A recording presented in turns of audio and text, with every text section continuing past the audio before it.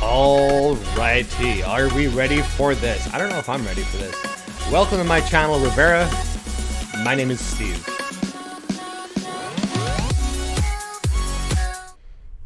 And enough of that. Alrighty. Good times to be had by all. How are we all doing tonight? Yeah, I wasn't looking to debate the balloon Earth. It just kind of happened.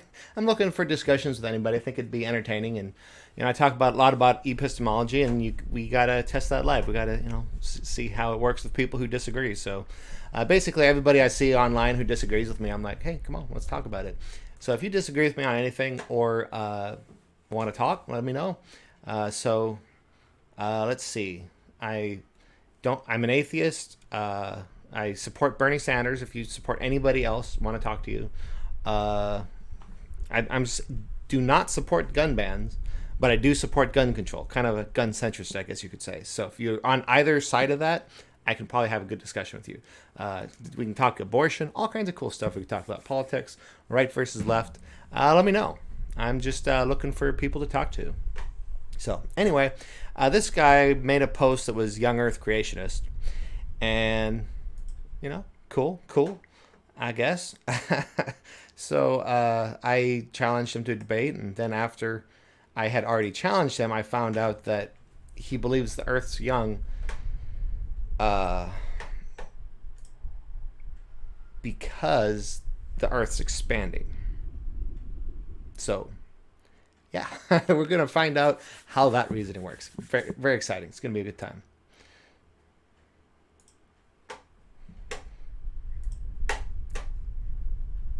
I'm still getting a couple things set up over here. That's why I wanted to start early, make sure I had everything set up. Let me get the chat all popped out so I can see it.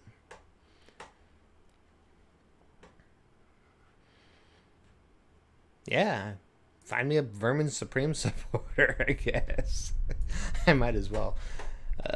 So yeah, I'm not looking for the lowest hanging fruit. I'd actually prefer the highest hanging fruit, somebody who's like super smart, or professor, or pastor. But hey, I'll talk to anybody at the moment. Get me before I'm famous, right? Come chat.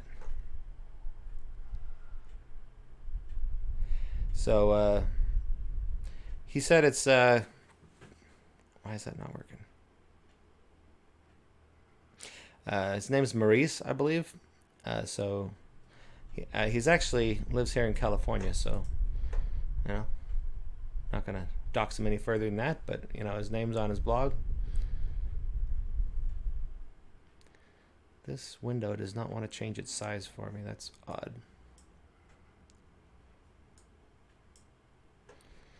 Anyway. That's a good point, Dorian. I wouldn't be surprised if that's part of the reasoning. Who knows, in fact.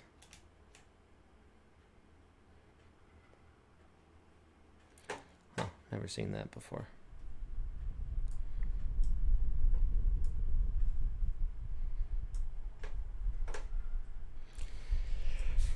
Whew. I can't even get my freaking chat right. Why is it my little arrow that moves the size of my window is like flickering on and off for some goddamn reason? I have a key stuck. That's usually what it is. Wow, you trying to dox me, Ross? No, it's I mean, yeah, I'm in California, and own a couple guns. Everything's legal.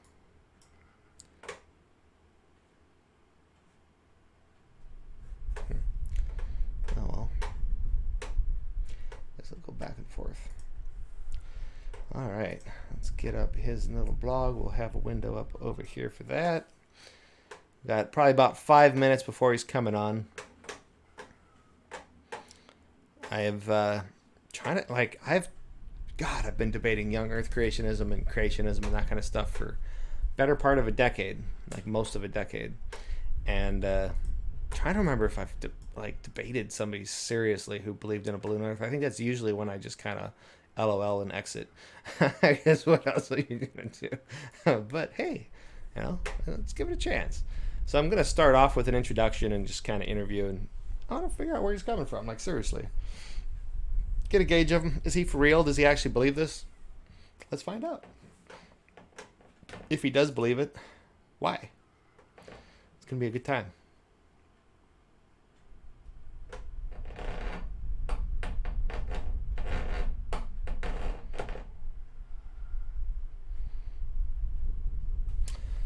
Alrighty, so what do I got going on here? So that's me. Let us switch to the other screen. Cool. How's everything sounding, guys? You hear me all right and all that good stuff?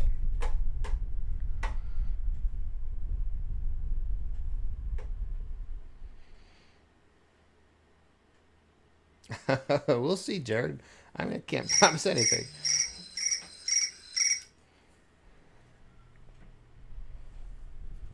Hello?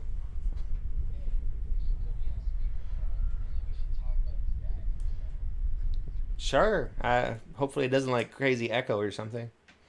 On my side, so we're good, I think. All right, this is TheoryPleeb, so he's Everybody. he's gonna be listening. Good I just times. wanted to say, okay, I looked at this guy's I don't believe this person's real at all, not one bit. So I went to this person's website. There's 2 videos that you have to watch if you're to understand where they're coming from. Yes.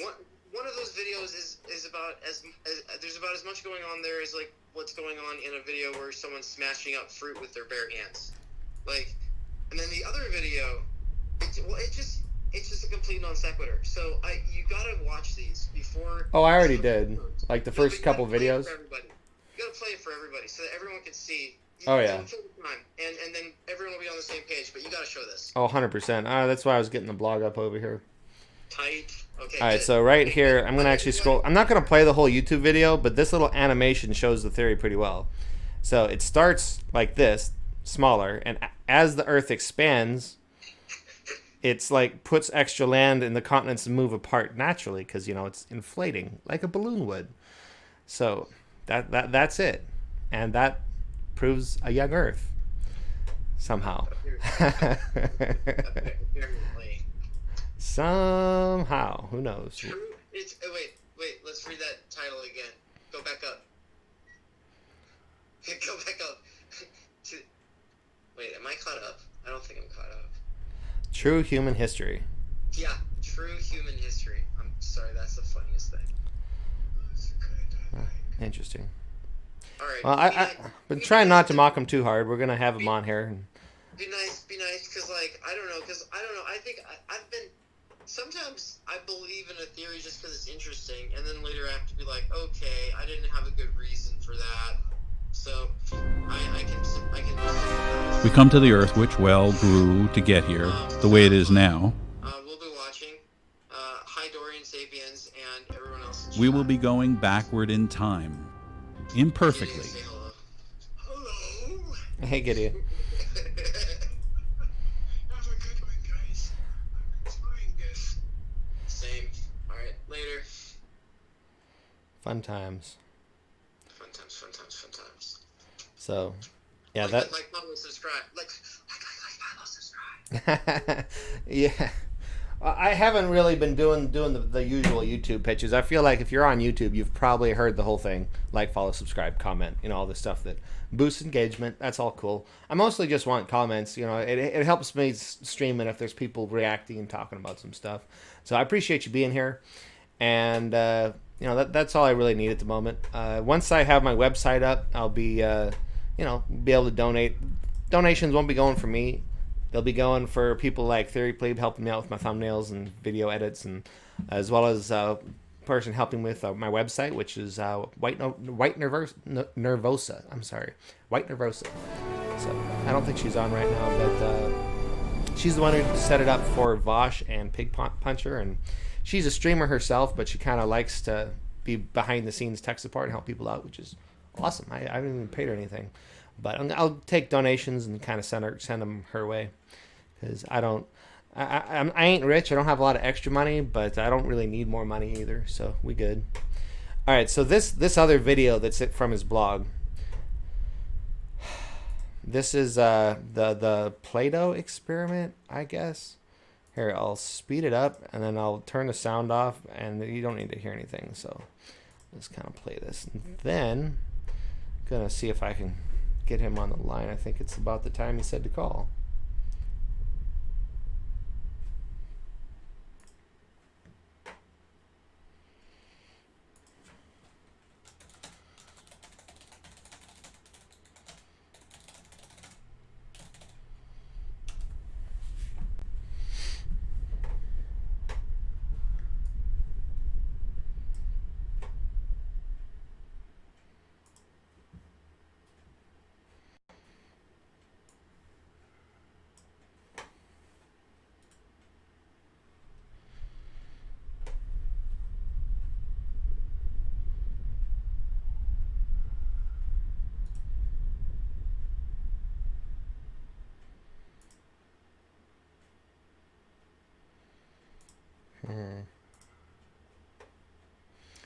How do I move people? Let me just try calling him then. Alrighty, looks like he's online.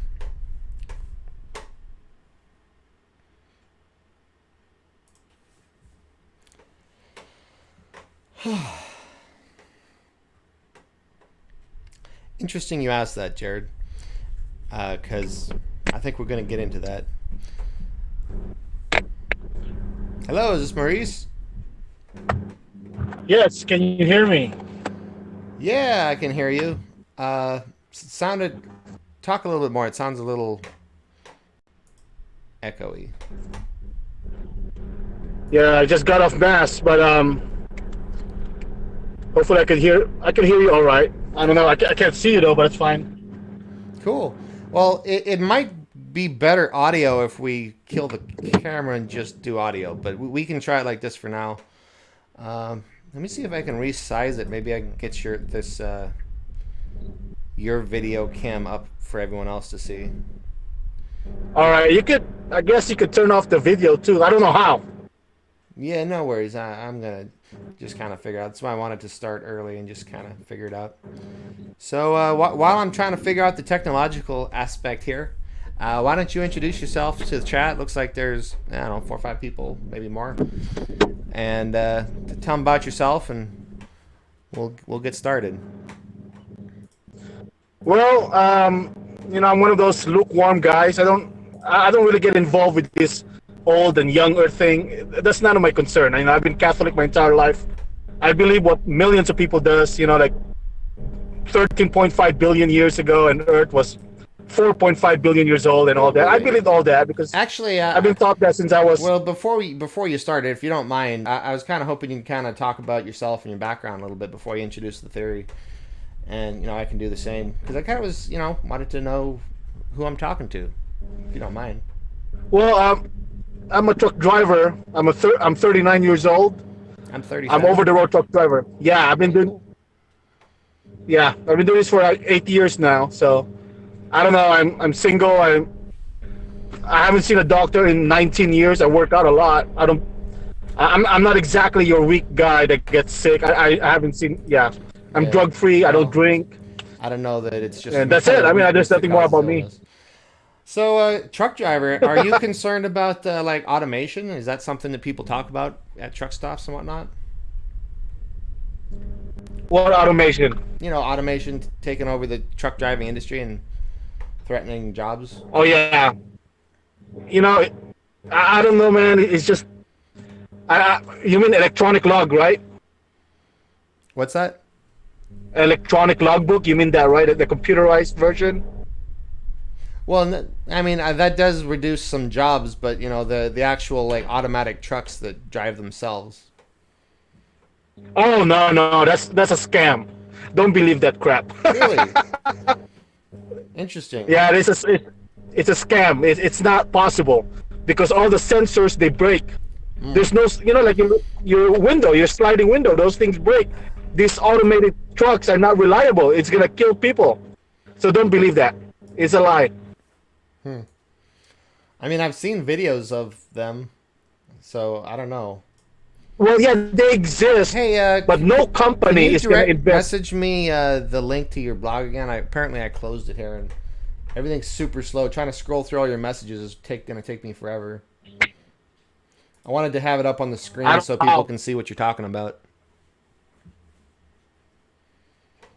I seriously don't know how, man. Oh, you know what? Actually, I'm on my smart. I came so prepared.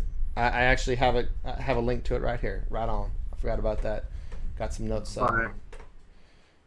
So while we were waiting and kind of making sure everything was up, I did play a couple of the little animations and all that kind of stuff. But anyway, so I mean, I'd like to talk more about yourself. But yeah, I'm 37. I've kind of come from all over the place. I'm actually an immigrant myself. I was born in Canada. My family came. Not to say you are. I don't know where you came from. You didn't say. But I came from Canada, and when I was 4, and then my family. My dad was working in California. We lived in Marin till I was 12, 13, and then we moved to North Idaho, and that was fun. So I grew up while we were in Idaho, we were homeschooled. I was taught. I was a Christian. I was an evangelical, in fact. We listened to Rush Limbaugh 3 hours a day. So very evangelical, conservative, homeschooled, all this kind of stuff. And our science textbooks taught young Earth creationism. So I'm very familiar with basically all the arguments. I was trying to think if I'd ever debated somebody on the expanding Earth side of things. I can't say I have. Would you agree that that's a pretty minority position even in the young Earth community? Yeah. There's practically nobody. There's like one guy that I ran into. He's a young Earth creationist and he believes in expanding Earth, but it's not mainstream. That's for sure. And like you, I've only heard about it last year. So I only heard of. I don't know how long you've heard of expanding Earth, but I just recently found out, literally like July last year. So. Well, I mean, I've heard about it at least a year or two ago. Like, I started talking to people that that are into flat Earth and stuff, and that kind of gets lumped around the same circles sometimes. Yeah, no. I know they do that a lot on the internet. Like, hey, man, you don't agree with my T-shirt, and you believe the Earth is flat. No. I don't think the Earth is flat. I don't know why they lumped us up there, but. I would say if you believe, in my opinion, if you believe in continental drift, no, man. I don't even want to talk about that. It's too obvious. Okay, we don't. Earth is not flat. It's obviously round. Cool.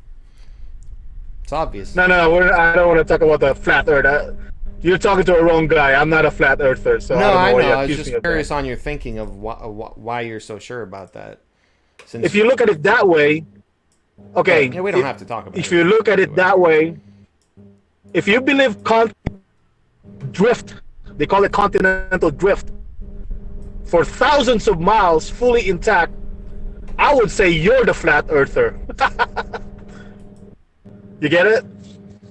Nope. Sorry. So Okay, check this out. In the continental drift, yeah, Africa, okay, there's a lot of videos online. We introduced each other, so why don't I give you a couple minutes, and you don't need to make any arguments for it, but just kind of explain your model and what you believe here. So both the young Earth and I guess how the expanding Earth relates to the young Earth, and I'll just give you a couple minutes to talk about that. Well, it's already all in my blog. I mean, it's not complicated. There's four quotes in Genesis. Like I said, like millions of people. I'm not like everyone else. I believe 4.5 billion years ago. It's just truly based on blind faith. I didn't investigate what my teacher said. I just simply believed it. That's what they said. Therefore, it's true. When I saw expanding Earth, it makes too much sense for me to ignore it. If you ask me if I have to reject expanding Earth, then I will call myself a flat earther. Then I'll have to, I have come to the point in my life, after nearly a year now of investigating this topic, that if I have to reject Earth is young, then I will have to be the. If I reject expanding Earth, then all logic will be thrown aside for me. I could not accept the fact that continental drift, as what they teach in school in Harvard University, that Australia is detached. They call it plate tectonics, and the magma causes them to just drift away. Just a second. For thousands of miles. And my computer's like freezing up. I don't know if this video thing's gonna work. Nobody can see you anyway because it like froze up and I didn't even put it on the screen. I literally have like the first. Can we do that audio then? Yeah, I was gonna say I think it would reduce a lot of lag if we hang up and just talk. So if you go into the server I invited you into, you just click on the little Re-Vera. Okay. On the side. I'll do that right now. Probably see it. There's voice channels, so you just click into the Hangout channel, and we can talk in there just by voice. I think because it's lagging really bad. I can't even show them your blog here.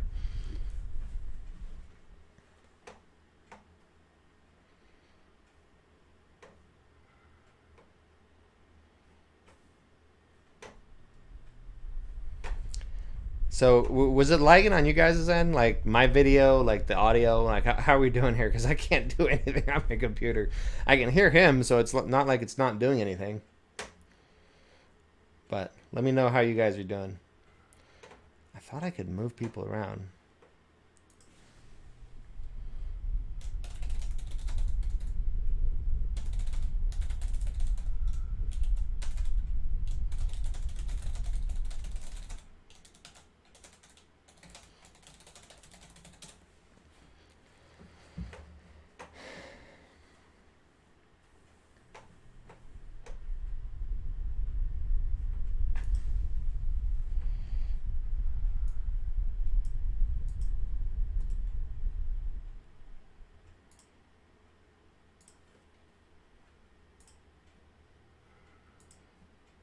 Okay, trying to get him in here.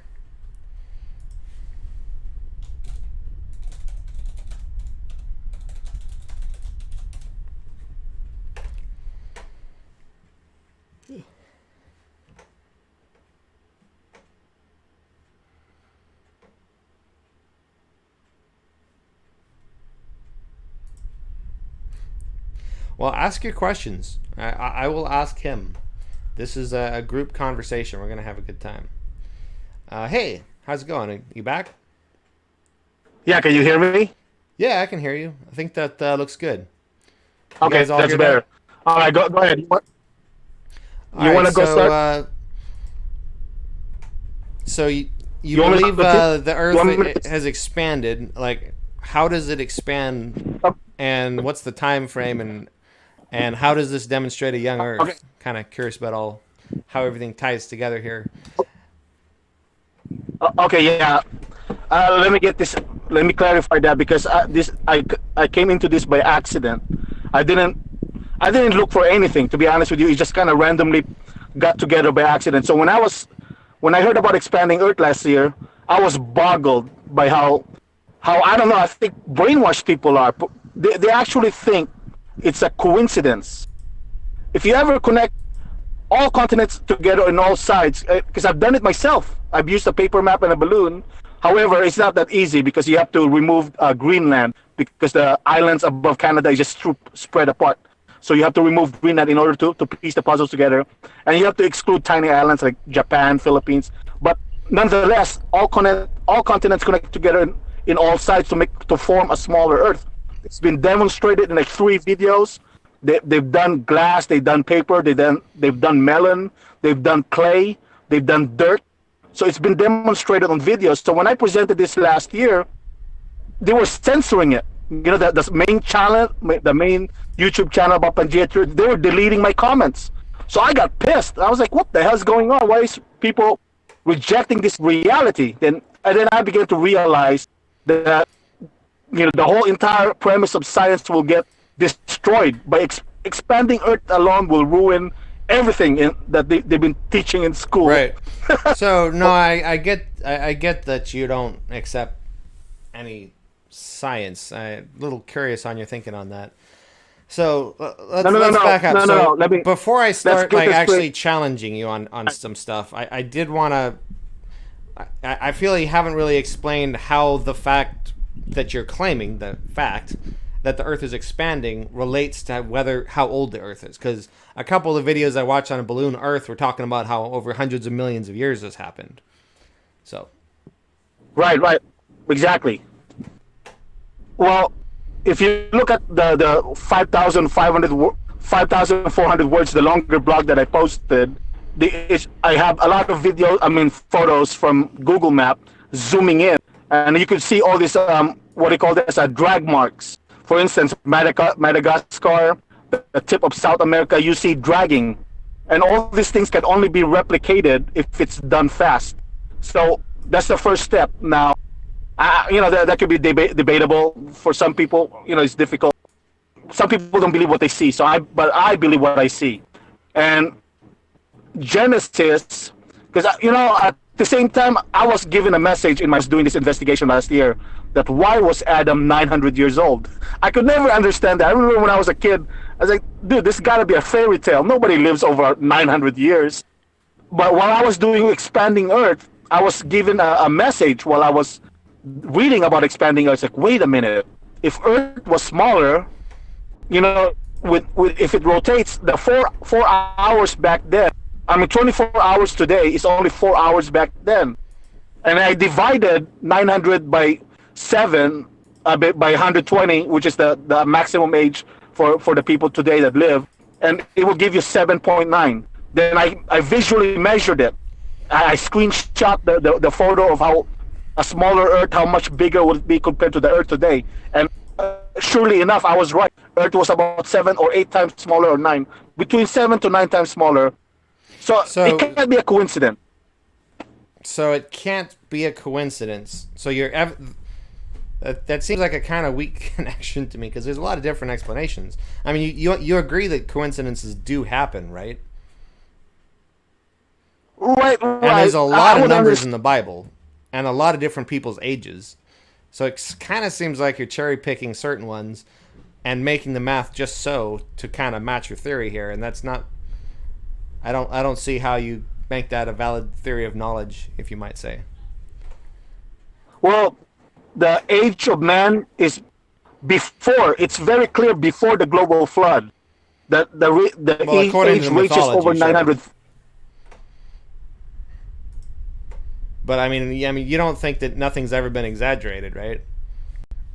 Wait, you cut off. I missed everything. What did you say again? I mean, you don't think nothing's ever been exaggerated, right? I mean, there's lots of books written where people are immortal, where there's people who are thousands of years old. Like, just because it says it doesn't, make it true, right? Yeah.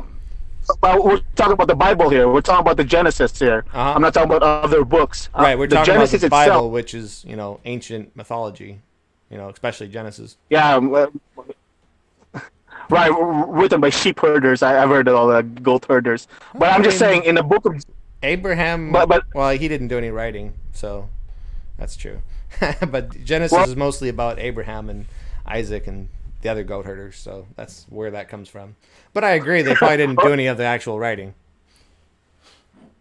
right. But let me finish what I'm trying to say. In Genesis, the age of man is over 900 years before the global flood, right?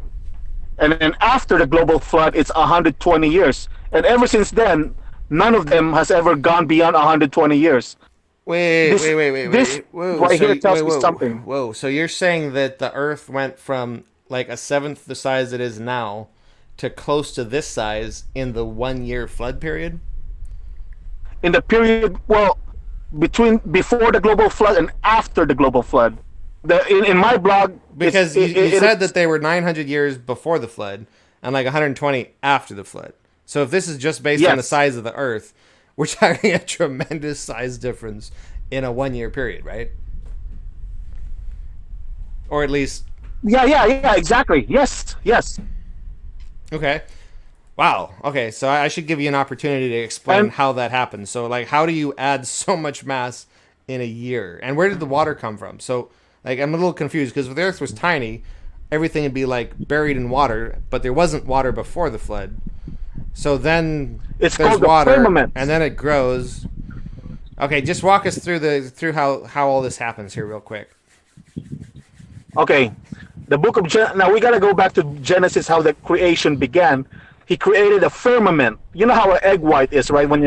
The firmament that speaks in Genesis 1. There's a firmament above the firmament, and according to the global flood, according to Noah's flood, you don't have to believe this. You could call this coincidence if you want. It says that the heavens opened up, the canopy opened up and flooded the entire earth. And even I watched even Kent Hovind say that. I'm very familiar with Kent exist anymore. Hovind's firmament theory. And there's all kinds of problems with Yeah, this little thing called gravity. Water doesn't just float in space. Yeah, well, no. This is just based on the Bible, okay? Like I said, you don't have to believe this. You could call it a tooth fairy if you want. Okay, But so for those who aren't familiar, there's the firmament around the Earth that's like a greenhouse made of water. This is the theory that the creation has put forward, and where the water comes from. If you ask where the water came from for the global flood, the firmament collapsed for some reason. Do you know why the firmament just all of a sudden right. The collapsed? heavens opened up. They just opened up. Yeah. So Yeah, that's exactly how is this a layer of like ice in space or like ice crystals? Like where is this I would layer say- and how is it like are we talking about clouds? I'm just kind of curious how you envision this firmament. Well, like an egg yolk. Earth. The beginning of Earth is like an egg. There's the yellow in the center, and outside of it is an egg white. But and eventually, as in time that goes scenario, by, everyone's the getting egg yolk- drowned before the flood. Say that again. If you're standing on an egg yolk inside an egg, then you're breathing egg white, right? Right. So that's not a very good model. I'm just trying to envision the firmament here. I'm trying to give you an analogy the best way I know, because again, this is the authors of Genesis. This is what if you ask for information, this is the only thing I could give you. Okay, no, I mean we can get into criticizing it later. I just want to give you the opportunity to explain the model. So then, so all the water's falling from the firmament, and we have 40 days of crazy rain as it all falls down, and it's not like coming down as meteors or anything because it's frozen. It's just raining. It's not causing everything to freeze or burn up. It's just rain, and everything gets wet, and we have a global flood. So, but what is causing the Earth to all of a sudden expand so much in a year period? Well, that's what I just told you. The firmament collapsed, and you said you were raised in the Bible household. You should know this already. Well, you should have heard about it. I'm familiar with the model, but not the expanding Earth part. Right. But then again, if you have to use common sense, if the collapsing of the firmament would add a lot of mass, that's just called common sense. If it adds a lot of mass to Earth, now where it went, it stayed on Earth, and I would say, that's where the additional mass came from. So the Earth grew 7 times in size just based on water. because we're like the water is a pretty thin layer over the planet. It's not a dramatic portion of the Earth's mass. Well, water is, I'm a truck driver. I would say I gain, every time I fuel in my truck, I gain 700 pounds when I fill my fuel. 700 pounds is a lot. And that's just gas. Water has a lot of mass, dude. They add weight. They add weight to anything you put into. All right, so my chat can see this picture. Unfortunately, unless you're watching the stream on your phone or something, you can't see it. But they show the Earth, and then all the water on Earth in a nice little bubble that's like a couple hundred times smaller than the Earth itself, and then an even tinier one that's freshwater, I think. So this isn't a tremendous portion of mass compared to the mass of the Earth. Like, I'm with you that water's heavy, but it's not enough to cause the Earth to expand 7 times larger. Well, I don't know how much the firmament was, but that's exactly what the Genesis described. Now, we don't really know how much of it. All I know is that the fact is, what we could see with our own eyes, is that if you connect all continents together, it will form a much smaller Earth. And based on my physical observation, it's between 7 to 10 times smaller. And you could see that with your own eyes too. There's a map. There's 3 videos on my blog that I posted. You could see the demonstration. So I don't know. No, we saw it. Unless you call that a coincidence. We could call that a coincidence. Yeah, we can. We can also say that the Earth was all one continent. So, that is the standard scientific model. They all agree that it's been a one. I'm glad you brought that up. You're right, and I'm glad you brought that up, because it's time to acknowledge that. Because I've been taught about the same thing you were taught too. Now ask yourself this question: can you replicate one supercontinent Pangea theory without computer special effects? Answer me. Yeah, like give me some Play-Doh, sure. You got to move it around a little bit, but just like you did. You can't. There's a guy on YouTube that tried to replicate Pangea theory. No one can. Well, I mean, because the Play-Doh video I saw had a lot of cuts in it. I'm just saying. So I don't think it's a perfect match. But nobody's claiming a perfect match. I mean, you said that your model doesn't include Greenland and Japan and a bunch of other stuff, and you got to mush some things here and there, and it's not perfect. So like you can't really criticize it for not being perfect. I've used paper. But here's the thing I've been telling you.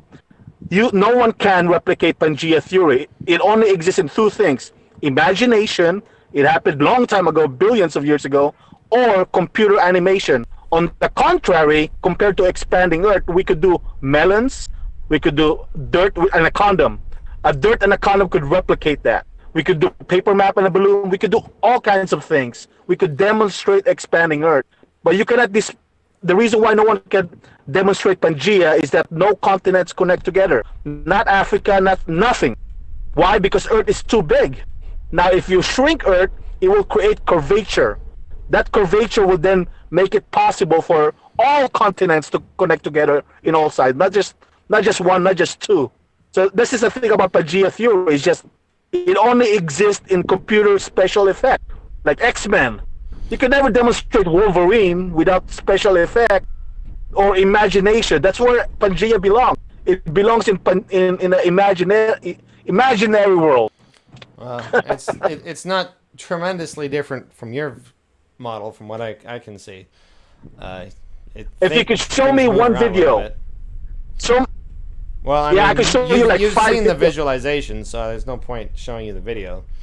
I mean, you were just talking about it, so... That's computer special effects. Oh, Chad, he was talking about the fast expansion versus the slow expansion. I finally got to the part on your blog that shows the visual. So, he's showing the underwater beds here, and the smooth parts are they fast or are they slow? I forget. Slow. So the smooth parts are the slow parts for some reason, and the red are the fast parts. For some reason. The smooth... No, so the rough part is the slow part, and the smooth part's the fast part. Is that right? No. The one that shows drag marks happen fast, like a stretch mark. You know, like fat people, like you get pregnant, you get stretch marks, but the smooth part is smooth because of water erosion, and that's the one that takes time. Right. Gotcha. It's all visual, man. It's Well, not. no, I'm you sure. don't need You'll be able to watch this video later. I mean, I'm trying to be charitable here, and I'm showing your page, and everyone can see the pictures, and I've showed the video, and so anyway, okay, let's get into a little bit of this on my perspective. So, I've been posting a few places, by the way, and you've probably seen some of them. I'm really trying to be charitable. I'm trying not to like mock you. You understand that it's to most people, like 99.9% of people, this is very fringe theory. Like you get that, right? Say it again. You're breaking up. Say it again. I'm just saying that you understand it's a very fringe theory to like the vast majority of people. Yeah, I don't care about that. Appealing to authority. No, I'm not appealing to authority. I'm just you understand the perspective, so it's bring some people in because they're curious about it, how somebody could believe that. So you're good with breaking ground and being one of the first few is basically the point. Yeah, it doesn't matter to me. I couldn't care less if billions voted for Obama or whatever. I respect that. I'm a skeptic myself, so but what you're doing is it seems to me is you're trying to be the ultimate skeptic here, so you don't want to take anyone's word for it. Yeah, I'm all visual. It's all visual for me. It's not copied. I didn't copy that from Ken. In fact, Ken Ham blocked me. He doesn't agree with expanding Earth. I ridiculed. His Pangea theory is worse. Trust me, young Earth creationists, especially the big ones, don't want to talk about anything. Kent Hovind's been very frustrated with expanding Earth and flat Earth people before, and just like you're frustrated with. No, Kent Hovind. No, Ken Hovind was. I know you're talking about Ken Ham, but I was talking about Kent Hovind, not to get confused. Well, Kent Hovind was. How do you know? I didn't know about that. I saw one of his videos where some caller or something asked him about a flat Earth, and he responded in brutal fashion. About flat Earth, I think he's talked about expanding Earth. I could be wrong though. I don't watch all his videos, so. No. I know Ken Ham did block me because he doesn't. His Pangea theory is. He thinks it happens in like a speedboat, like India drove like a speedboat. I thought that the secular version is better because at least you could imagine 500 million years. You could imagine that in your sleep that it's possible after 500 million years. Sure. But Ken Ham's version, Ken Ham's version is just speedboat. It happened in. I mocked him. I'm right there with you. Ken Ham's model's pretty bad. I'm not seeing how you're improving on it. So it's worse than. Yeah. Okay, so it seems to me like you kind of. I don't know what was happening in your life. Maybe you're on a long drive and you wanted to think about some stuff. And maybe you can explain the process that brought you around to the idea. But it seems to me like you decided, you know what, I'm just going to throw out all of humanity's knowledge I've learned. Like everything I've learned. I'm going to try to figure it out for myself. And, right. Given that, I think it's a pretty interesting little hypothesis. I think it's wrong, and I think I can demonstrate that pretty well. But I credit, being the ultimate skeptic here. First off, is that correct? Do you want to talk any more about that process? Because what I'm really interested in, I don't know if you looked at my channel, but we've been talking about epistemology a lot lately, which is theories of knowledge. It's how do we know what we know? What's a valid method by which we can come to what we know? Okay, you mentioned that how you value truth. I know that, right? Yep. And here's the thing. Like I asked you earlier, you kind of just brushed it off. I asked you a simple question. Has Pangea theory has ever been demonstrated besides computer special effects? I've asked you that. Oh, it's definitely been demonstrated a lot of ways. It's just ways that obviously you're not accepting. But no, it hasn't. You could show me a video. Show me one video. I could show you five videos. Let me discuss the expert consensus. So what you're doing here, you haven't studied geology, topology, like any of these topics, right? No. There's a lot of if you talk about consensus, millions of them believes fish became mammals. Yep. I'm not interested in consensus or Right. No, what the experts I'm think. talking about from a broad. Let's talk. Let's like trying to get into a philosophical mode here, so we're not talking about the individual specifics. But so you're a person. You obviously trust your own opinion. But do you think other people think in radically different ways than you? Or do you think the people are fairly similar? I think you should do the same thing. You should believe in your own opinions. I think we're all talented. We don't, especially if you're 37 years old. I'm 39. Mm-hmm. I don't need anyone to hold my hands to tell me what to believe in. So my point is, and I ask you again, right, to some degree, but again, you brushed it off for the second time. I mean, every time you put fuel in your truck, you're trusting that people have inspected it and made sure it's not going to kill your truck. Let's not brush this off for the third time.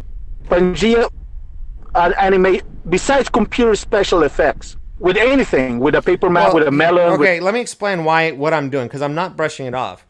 In order for me to demonstrate anything, we have to agree on what evidence is, like what counts as knowledge. Because I can give you a bunch of stuff and you can consider it, but I feel like we disagree on what's evidence. So that's why we need to talk about this. So I'm not brushing it off. I'm glad to come back to it. It's not. But I wanted to ask about this idea, because it seems to me. Let me talk for a minute. So humans aren't radically different. We all have the same brain. We have somewhat different thinking, but we're not like totally different. So I can easily visualize that if I studied a topic for 10 years and became an expert on it, I would probably come to the same conclusions as the other 99% that came to their conclusions, because they're not coming to those conclusions for no reason. So it seems to me if you're rejecting a consensus of experts, like we're talking 90% plus of people who have studied this for their whole life and decades in many cases, and they've published research on this, you have to believe one of two things in order to believe that. You have to believe that either they're all morons and you're way smarter than them, because otherwise how could millions of people miss something that you got and you're not even studied it for decades? Or you have to believe that they're all conspiring to hide the truth, right? Or are there other options here I'm missing? Okay, can I respond? Yeah, go for it.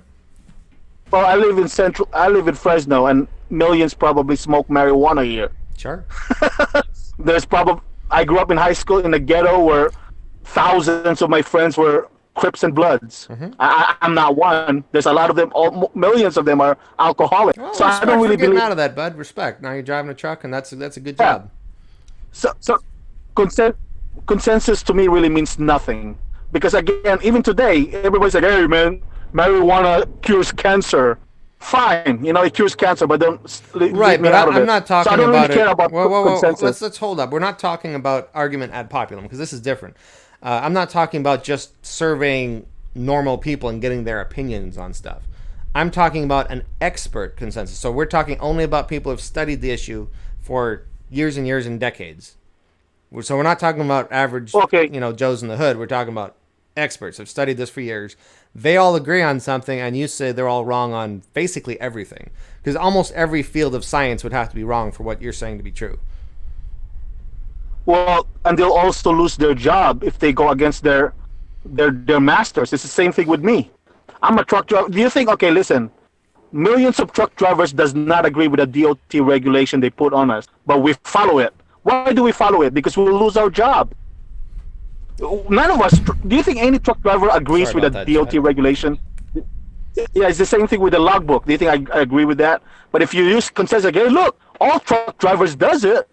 So what? Right. We do it because we don't want to get fired. Well, you follow a regulation, but there's no. I mean, you understand the scientific community is global, so there's hundreds of countries. There's scientists in all those different countries. Each country has different regulations. Some of them are like socialists. Some of them are fascists. Some of them are dictators. Some of them are different. Like we're coming from all kinds of different countries, and yet in each one of these different countries, each one of these totally different cultures, the scientists, like different regulations, governments, they're all agreeing on something. In spite of the fact that they speak different languages, they agree on something after they study it. It's almost like their opinions are reflecting reality, and that's what explains the consistency. But if you think something else explains the consistency, you gotta the question I'm asking you is: do you think they're all dumb, or do you think they're all conspiring against you to hide the truth? No. Again, you're using consensus against visible reality. If a consensus of people tells me that, like marijuana cures cancer, and that happens here in Fresno where I live, that does not make it true for them. But again, it's a consensus versus visual reality. And again, you brushed off my question again for the fourth time. So hold on, you brought up marijuana several times. When you're in cancer treatment, you get chemotherapy, and cancer patients lose a lot of weight, right? You know about that? Right. And I don't know if you've ever been high, but yes. You know how they get the munchies, right? Yeah. So you don't think the two of those things could help each other? Like marijuana might help with the cancer? It could, but that's like a large part of why people say it helps with cancer, because it helps you eat. Like they're not saying it cures cancer; it just helps you get through the treatment. Right, it varies with individual, but I'm just saying my point of that is consensus that you're using against me. That because majority of scientists believe this, or majority of truck drivers like me use logbook, that doesn't mean that it's a safe way to go about it. Right, like, but I'm asking you what is the options here. So if we're speaking broadly, and you disagree with an expert consensus, either A, they're all dumber than you, B, they're all conspiring against you, or C, maybe you don't fully understand the concept since you haven't been studying it as long as they are. Like, those seem like the three possibilities. If you have another possibility, then let's talk about it. Okay, you're only looking at it one side of consensus. Let's put the bigger picture in this. In the scientific community that you love to bring up, over 80% of our modern technology that we use today is only invented by 1 or 3 scientists. The rest of them are pretty much useless. Sorry, buddy. I can't. That's so radically not true. There's been a couple of scientists who've made some like groundbreaking discoveries, but science is built on the work of literally millions of people. Let me clarify. Let's talk about wireless, AC motor. Tesla alone has contributed to over 70%. A lot of fields. He didn't like build computers and stuff. He like did a lot of groundbreaking research, and he started people down a row. But if you actually investigate those fields, you're going to find thousands of people that contributed to make them better along the way. Right, to some degree, of course, to some degree. But the basics of it is only invented by a handful of people. Even in a scientific community, majority of them hasn't really contributed much. The pioneers of scientists, it could only be counted by a handful. So you don't say just because they're scientists that all of them are very wise and intelligent. No, that's not the case. Oh, of course not. Nobody is making the argument that scientists are necessarily smarter than anyone else, because that's not the reason we trust science. If you trust science, the reason we trust science is because it's a methodology. It rules against human bias. So like, sure, like you know that there's people who believe in flat Earth, and you disagree with that, right? Like I don't know. That's just CIA stuff. So you disagree with flat Earth, but there are people who believe in that. So why do you guys have different opinions? If you're just looking at the Earth and trying to figure shit out, but you have a contradicting opinion to someone else, how do you find out who's wrong? We know one of them's wrong, right? So that's where science comes in, because we can apply scientific method, we can observe reality in a reproducible way, and then we can publish our results so other people can critique our methodology. Okay, and that's where reality comes in, not science, because once upon a time, science used to believe the sun revolved around the Earth. Remember that? No, it never did. Remember those days? Never did. Yeah, it never did, but it was called science in those days. Science never believed that. Like, science started in like 1600, buddy. So like before that, you're talking about like the Catholic Church believed that. Science never did. Well, okay.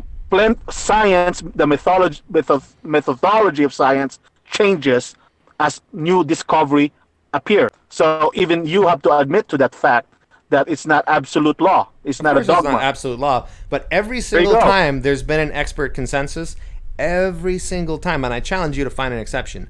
Every time an expert consensus, every time an expert consensus has been overturned, it's been overturned by another expert in the field that knew everything the other experts knew. Like coming from the outside without studying that, you're not going to overturn a consensus. You don't need to be a scientist to. I'm not saying you have to be like a certain profession or study in college, but you do have to know what the field knows. You have to kind of like every single time an expert consensus has been overturned, but which hasn't happened in a major way. It's in like this century, but because science is getting more accurate all the time. But every time it has happened, it's happened from within science. It's been somebody else who's been studying these issues for decades. No, and that's where we disagree. Don't you have Google? Why don't you Google there's a lot of inventions that are not even from the experts. I've heard of one that. Well, first off, Google definitely came from experts. We're talking software engineers who studied for many years, but that's not even science. Yeah, that's but not always. Technological innovation, which is a little different. Right, it's not always coming from the expert. A lot of contribution doesn't necessarily. That's the same thing with I know a lot about boxing because I did boxing for many years. Now they think that the people that make it to the rank have to have an amateur background. It's all baloney. For 27 years, for like 20 years I've been training. Anyone could kick anybody's ass. The only reason why these people, you don't even have to be a licensed professional to be the professional. They're just protected. It's all a myth. They put out a myth out there that if you have a degree, you're very smart. That if you have a license, boxing license, then you're a good fighter. That's all bullcrap. Anyone, if you could train in the garage and you have a lot of experience and you know what you're doing, you could pretty much beat a UFC fighter. In fact, I challenged Nick Diaz myself, and he backed down because I live in 209. I ran into his younger brother. I mean, anyone who's a professional fighter, they have nothing to gain from fighting other people because in any fight you can get hurt, and they're like waiting for their next fight. So of course he's not going to fight. And if he loses, he's losing all his credibility. But I mean, you understand that. Anyway, this is irrelevant. I mean, I'm sure you're badass, and some people can get lucky, sure, in a fight where that's not what we're talking about. You've kind of dodged this a couple times, and I'm going to get back to what you're accusing me of dodging. But how do you explain you disagreeing with an expert consensus? Do you think they're all wrong? Do you think they're all hiding the truth? Or do you think you might possibly misunderstand it? Or is there another option I'm missing here? Like, what's the option? The analogy I gave you is a perfect one, where they're giving it an illusion that if you have a black belt, if you have a brown belt, then you're much more skillful than anyone who's not in the same field. And so this is a fight sport, that's the same. This is the same. Okay, the same analogy as you're mentioning, that if you have a degree, that if you're in a science field, then you can't go wrong. That you have to be right because you have a PhD on these things. No, nobody's saying you have to be right just because you got a degree. Nobody's saying that. That would be dumb. I mean, scientists do disagree all the time, and by the law of non-contradiction, they're not all right. Well, but we're talking about an expert consensus. We're talking about probabilities here. If 90% plus of people who study an issue agree on it, the chances of them being wrong, just like probabilistically speaking, are really low unless you think that all the experts happen to be really dumb, or if you think that they're all conspiring to hide the truth. Otherwise, wouldn't they get to the truth if they're all studying this? Like, wouldn't they have seen all this stuff in your blog here? You don't think scientists have ever seen this stuff before? All the millions of scientists? I loved how you mentioned that improbability shouldn't happen because you're an atheist. Doesn't that backfire to your belief? That the DNA even life in the slightest, somehow you're gonna have to draw some lines there because I guarantee it doesn't. But this is a red herring. Like we're trying to talk about this, and you haven't given me an answer. Do you think they're all conspiring, or do you think they're all done? Are you willing to admit the possibility that you might be misunderstanding it yourself? Is that a possibility? No. If you like, again, and I mentioned that in my blog already, that if you like to appeal to authority, you want somebody with PhD. This isn't an appeal to authority. This is an appeal to people who've studied it for years. This is experts and a consensus of them. So if 90%, in this case, let's be real, it's 100% of scientists think that the Earth isn't expanding. So like, how it's not 100% though. There's plenty of PhDs that believe in expanding Earth. That's the problem. Right, but science is a methodology, and part of it includes peer review. So can you find me one single peer-reviewed study that says that the Earth is expanding in a dramatic fashion? We're not talking centimeters here. We're talking like multiplying. Like one peer-reviewed study? I could give you like at least 5. There are 5 geologists and PhD who believes in expanding Earth. There's a book published about it. No, but I'm not asking for books or individual people. I'm asking for peer-reviewed science, like where they publish their research in a journal and is reviewed by their peers. Okay. Because that's part of the scientific method. You're talking about like 100 peers or 5? Because I could give you 5 experts in the field who believes in expanding Earth. Now, if you want like 1,000, okay, let's hold on. So you agree that flat Earth is like a thing? It's actually bigger than expanding Earth. So there are scientists and PhDs who support that. Right. They have letters after the name and they're claiming it, but like it's easy to imagine. No, there's not. It's easy to imagine they're grifting, because if you say something wild and crazy, you can sell books, you can have a YouTube channel, you can make a lot of money by doing that, right? Do you agree with that? There's actually a book by a PhD who published that Earth is flat. Could you show me one? I'm sure I could Google some up, but I'm asking you the question here. I don't believe there's a legitimate PhD scientist that published a book about Earth is being flat. But anybody, like, I'm asking you a general question. If I write a book that challenges the established order, it gets you attention, right? There's headlines about it. You get a YouTube channel. You can sell books. So if I come out and something crazy and say that Earth is full of, like, the space is actually water, or if I say the Earth is flat, like, I can get a lot of attention like that and make some money, right? There's always going to be like a couple people who do stuff like that, but they're not going to publish in peer-reviewed journals because they can't. Because they don't actually have science. So that's why I say 100% of scientists disagrees with expanding Earth, because part of the definition of science that I'm using is peer review, and there's no peer review. A book isn't peer reviewed. I don't know what's going on, but it looks like you want me to just believe by blind faith. No. Hey, everybody just. No, I'm just asking the question. So I'm not saying just because experts all agree on something, it makes it true. I'm just saying maybe we should have a little. What you're doing. No, I'm saying maybe we should have a little intellectual humility, that maybe we might misunderstand something. We got to admit that's a possibility, right? Like, we could be wrong. People are wrong on stuff sometimes, right? Okay, you know what? I'll entertain your idea that maybe my eyes deceived me. That all continents. I'll pretend that maybe my eyes deceived me. Now answer me though. Since I answered that already, and I'll go along with it. Could you please answer me, the ones that you've been judging for 3 times now, how you could demonstrate a supercontinent besides computer animation? Go on. Well, sure. There's a lot of different lines of evidence, but if you don't accept those lines of evidence, that it's hard to talk about. So that's why I wasn't getting into it. But there's a few ways. So I wish I could show you a screen and I could like sketch it out. But there's layers in the Earth. There's strata, right? And we can drill holes. We can reproduce these strata, and we can see where they're flowing. And what we see is.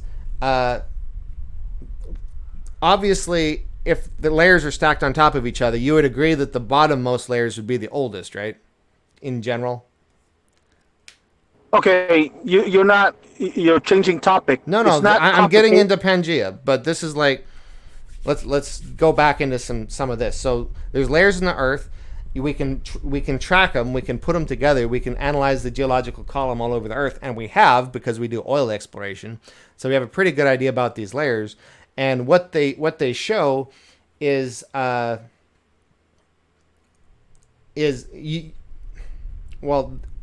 put it together.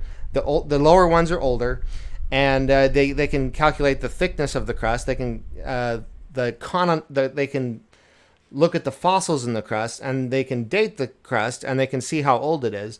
And the continental crust is actually lighter than the rest of it because it's made of a lighter material, and it actually kind of floats on top of heavier stuff. Because obviously, you would agree that everything that's less dense floats on top of stuff that is more dense, right?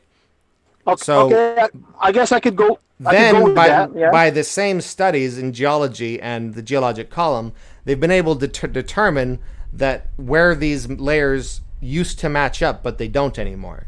So it's kind of like your theory. Like, you agree all the continents were together. You just think the Earth was smaller. In the same way, they were together, but the crust has been pushing up between them and expanding along the oceanic faults, just like you show on your blog. It's very similar, except instead of expanding the Earth, we're talking about a cycle because it also subducts under the continental crust. Yeah, I heard about that already over in the subduction zone. Conveyor belt, right? The conveyor belt. Yep.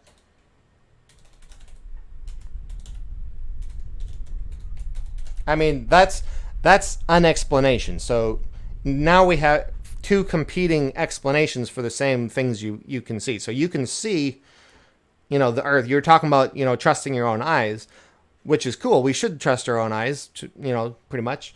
But if we have two different explanations that both explain something, now how do we determine which one's true?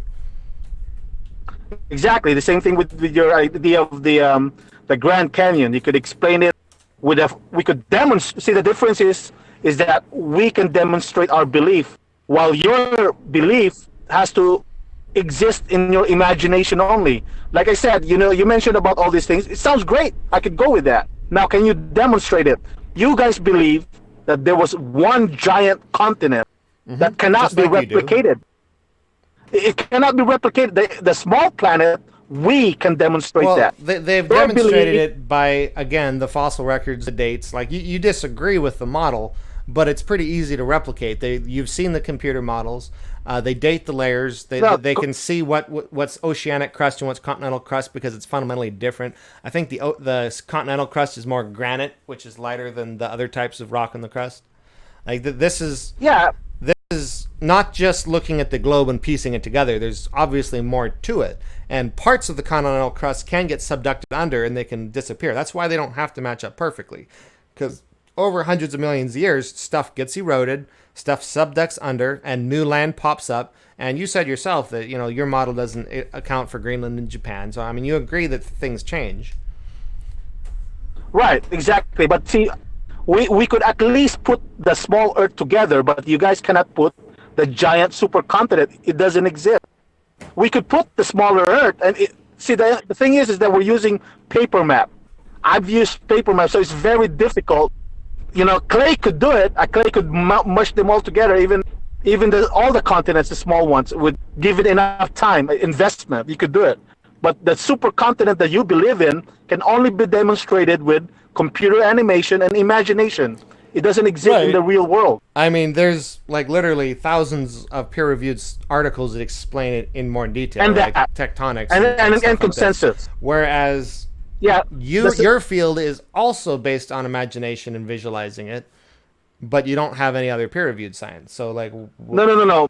Our belief is demonstrated. We don't have the majority. I agree with you. It's not like so. Yeah. Are you familiar with the idea of a just so story? So if we're gonna talk epistemology and theories of knowledge, we want to avoid fooling us. That's the whole idea of having a good theory of knowledge, because you would agree, I'm sure, that some people have fooled themselves. They've made up an idea of the world that's wrong. It just makes sense to them. That's what we call a just so story. So, like flat earthers, they stand up on a mountain or they take a flight and they look around, they go, wow, that looks flat. And so they think it is flat. So it's a just so story because it's just so. No. Do you agree that it's possible to deceive yourself this way?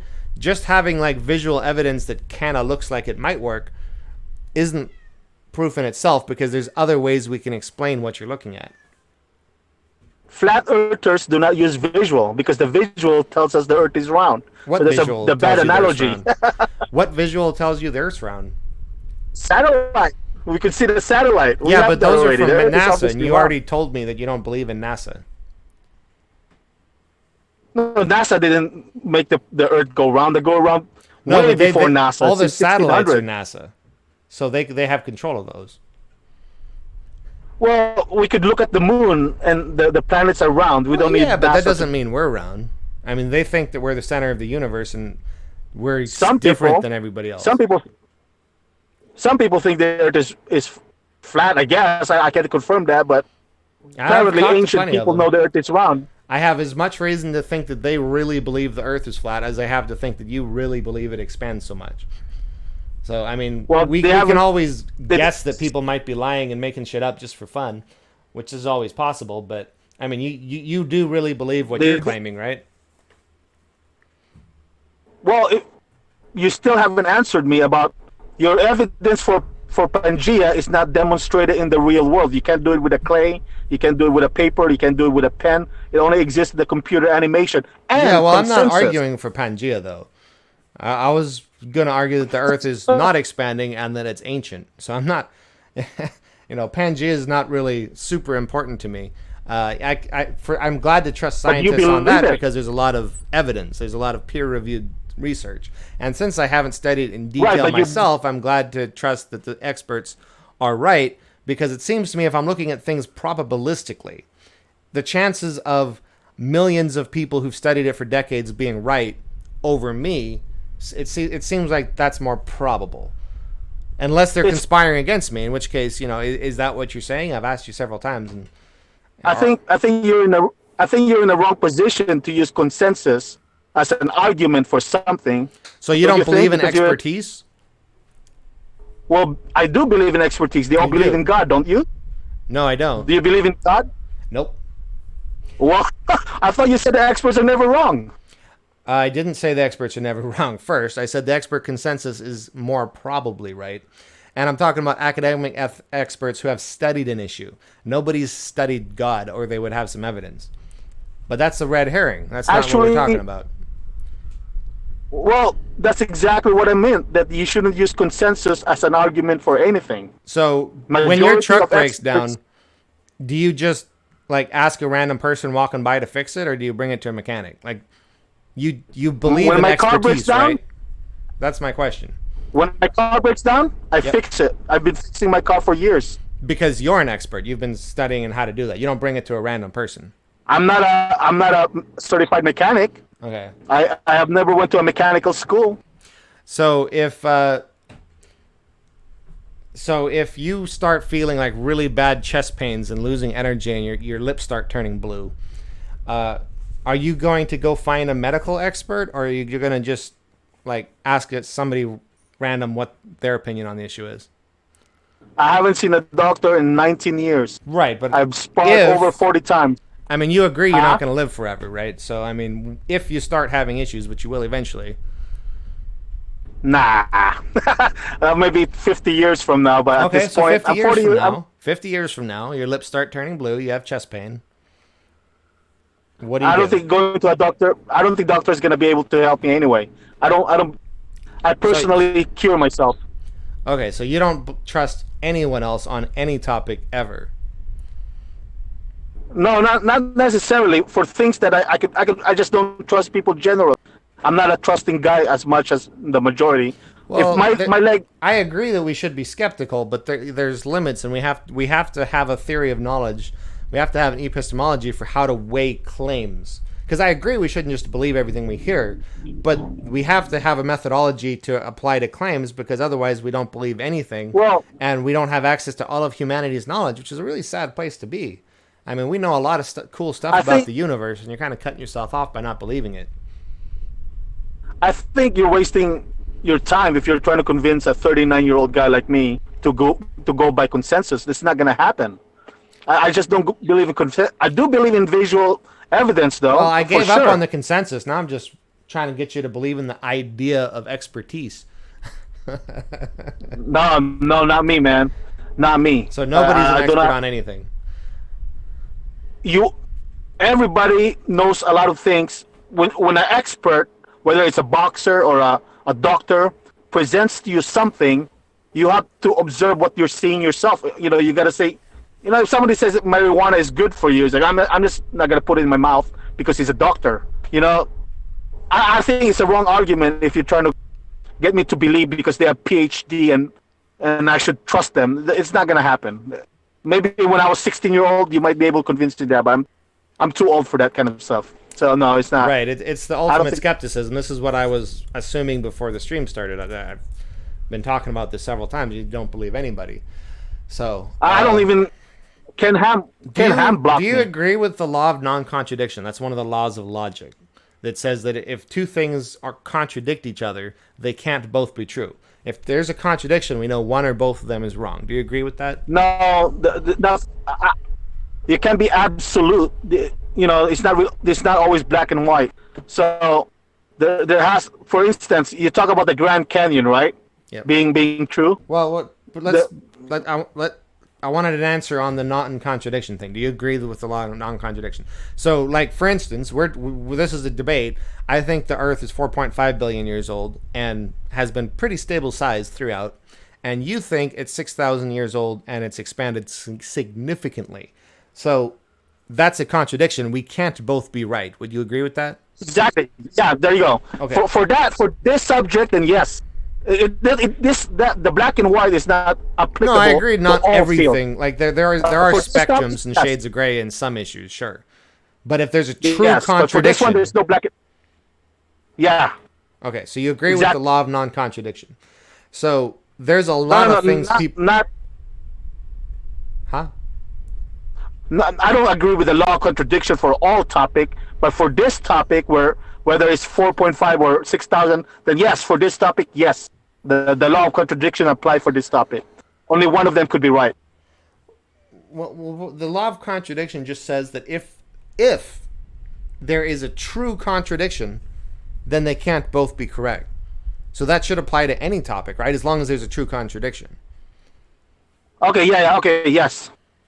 Okay, so we agree with the law of non-contradiction. So where that comes up is we look around the world and we have a lot of people with contradicting opinions. You have opinions on thousands of different issues, I'm sure, and they contradict other people. Do you think there's any? Do you think that like other people you understand other people have their own thoughts, and everybody thinks they're right? Like you. I think I'm correct, and most people think they're correct, and yet we have a differing view that contradicts each other, correct? Right. That's where demonstration happens. That's why you have to get it demonstrated. Right, exactly. We need to demonstrate things. That's what scientific method's all about. So my point is if we know that one of us is wrong, and we don't know which one it is, and we're both quite certain it's not ourselves, then to me that should bring a little intellectual humility to where we should consider the possibility that we might be wrong. Right? Right. How about you? You could be wrong too, right? Right. So we can't just trust our opinion on our intuitions on things because we both have them and we both have contradicting opinions. So if I trust my opinions and you trust your opinions, we never get anywhere. We're always disagreeing on everything. Right? And there's a contradiction here. Exactly. So we're both going to be stuck in our current positions. Right. That's where demonstration, again, that's where you call science, I call evidence, because I don't really trust. The word science gets complicated. People call fish to man scientific fact, the Big Bang Theory scientific fact. The word science gets thrown around out there that I don't really value the word science anymore. I do value the word demonstration and evidence. So, right, but yeah, that's where it comes in. Do you agree that some things are extremely, extremely complicated? Like your truck has electronics, right? Right, yes. So you said you know how to fix your truck. Can you build a circuit board that's going to do the same functions as what your truck does?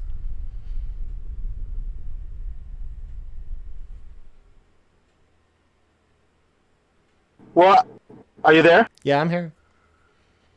Yeah. If my car computer breaks down, I'm just gonna throw it away and get the used one. I'm not going to try. Right. So you're going to rely on experts that you don't know to make the circuit board that you're getting because you don't know how to do that. Right. I'm just gonna. For me, if it happens to me, I'm just gonna throw that away and get a used one, much cheaper. Sure. Than try to fix the broken one. But because you don't know how to make a circuit board, like that shit's complicated. Like I don't know if you've thought about it, but we have the technology to put basically whole libraries in the area of your thumbnail. It's amazing. That shit's incredibly complicated, right? Yeah. So the point is, if you had never experienced computers, you're like a chives person. You have your opinions, intuitions. You think you're right, and I walk up to you with an SD card out of my phone, and I say, "This contains the entire history of your people." You wouldn't believe me, right?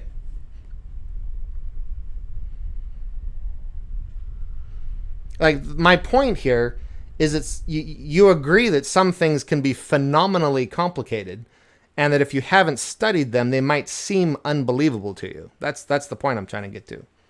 Yeah, I definitely agree with that 100%. Okay. So in science, these are very complicated fields. So I'm just hoping you have the intellectual humility to admit that these very complicated fields, you might not have studied them enough to understand them, and that might be why they seem absurd to you. Okay, see, you're talking about that now. Don't also forget that people have abused their position multiple times. So while that sounds all good 100%. and like that, but that's why science exists, right? So for thousands, or I would argue hundreds of thousands of years, humanity was stuck at pretty much the same level because everybody believed their authorities. You had tribal chieftains, you had shamans, and then you had priests, and then you had kings. And people pretty much were taking their word for things. And then you had some Greek philosophers that changed things up again, but then we went back to the Dark Ages. And then we had the Enlightenment. The Enlightenment and the age of science started in the early 1600s with the phrase nullius in verba, which means on the word of no one, which is why I respect your skepticism approach, because that is the basis of science, is that we don't trust people's opinion. You have to have more than your opinion. You have to be able to demonstrate. Okay. So that's why we have scientific methodology. I get your argument now. It's really about the experts that they know what they're doing, and it's not that they know what they're doing. It's that they show what they're doing. I know. And there's a vested interest. So, hold up. There's a really core part of science that I feel like you might not understand. So you said earlier that if they said that the Earth was expanding, they would lose their job. But that's not actually how science works. You can actually progress your career in science by proving other people wrong. Like Albert Einstein is well regarded in science and was during his lifespan, but he was proving other scientists wrong. Like, you don't get fired for that. You actually get glorified for that. That's the whole point of science. That's why they have peer review. You publish research, other people try to prove it wrong. And that's why it's more reliable than an individual opinion, because it's a methodology and other people check your method and then they reproduce your experiments, and if they get the same results, it's more validated, right? Okay, now, can I talk now? Yeah, go for it. Okay, I'm a truck driver for 8 years. Well, total about 15 years. No, about 12 years. Okay. If you ask us, like, they look at us as expert drivers. I'm officially called a professional driver. I've never been in an accident that's my fault my entire life. Now, you could use my expertise as an example. I'm a professional driver. I've done it for 8 years now, over the road, all over America. You ask us, okay, majority of truck drivers have to use logbook. Therefore, using logbook makes you a professional, makes you safe. That's not true, because we're getting fired if you don't use logbook. And I'm not sure if you're educated about the field of doctors, and I'm not sure about scientists, but I do know few people that work in the nursing. I was one of them. A lot of nurses and doctors get fired if they don't recommend prescription, because that's where all the money from. Oh, right there if with they you. don't recommend prescription. Most of the problems in our medical system are because they instead of being scientific, they're being corrupted by financial interests. That's why socialized medicine works better than the capitalistic medicine we have now. Take away the profit motive, and it's a lot better. So yeah, people do get fired if they don't meet quotas on drug prescriptions and stuff. Well, I don't know that that's true, but I can imagine it might be true in some cases. I was in the nursing. So I know this. I had friends with a registered nurse. Okay. So this just debunks your whole idea that the whole entire expert in the field cannot get fired. Yes, they do. Except you're wrong about that. They do get fired if they go against their doctors and nurses. They don't practice science. They're administering the results of science to people. It's kind of like you as a truck driver. You're not an engineer. You didn't build. You didn't design your truck. You didn't come up with the theories that drive the truck. Okay, you're trying to tell me that scientists are drugs and nurses, they don't typically do their own research. They're not scientists. They just prescribe stuff. Okay, you're saying that. Okay, if you're right, would they hire creationist scientists or no? Would Smithsonian, because there's plenty of guys with PhD that believe Earth is young. Well, they're not going to hire a creationist scientist. So wait a second. So if I'm Harvard, do you think Harvard should hire a geologist that believes in the flat Earth? Well, that's a yes or no. I don't know. Do you think Harvard should hire somebody who believes in the flat Earth as a geologist, or some other field like that? There's nobody with PhD that I know believe Earth is flat. If there was, though, should they hire him? But there's no one. You're making false analogy. But if there was, well, I guess no. I don't know anyone with PhD that believes the Earth is flat. So if all of science shows something's very clearly wrong, then that is a legitimate reason not to hire them as a scientist. So if you're wrong, which we agreed that there's a possibility that science is very complicated and you might have misunderstood it.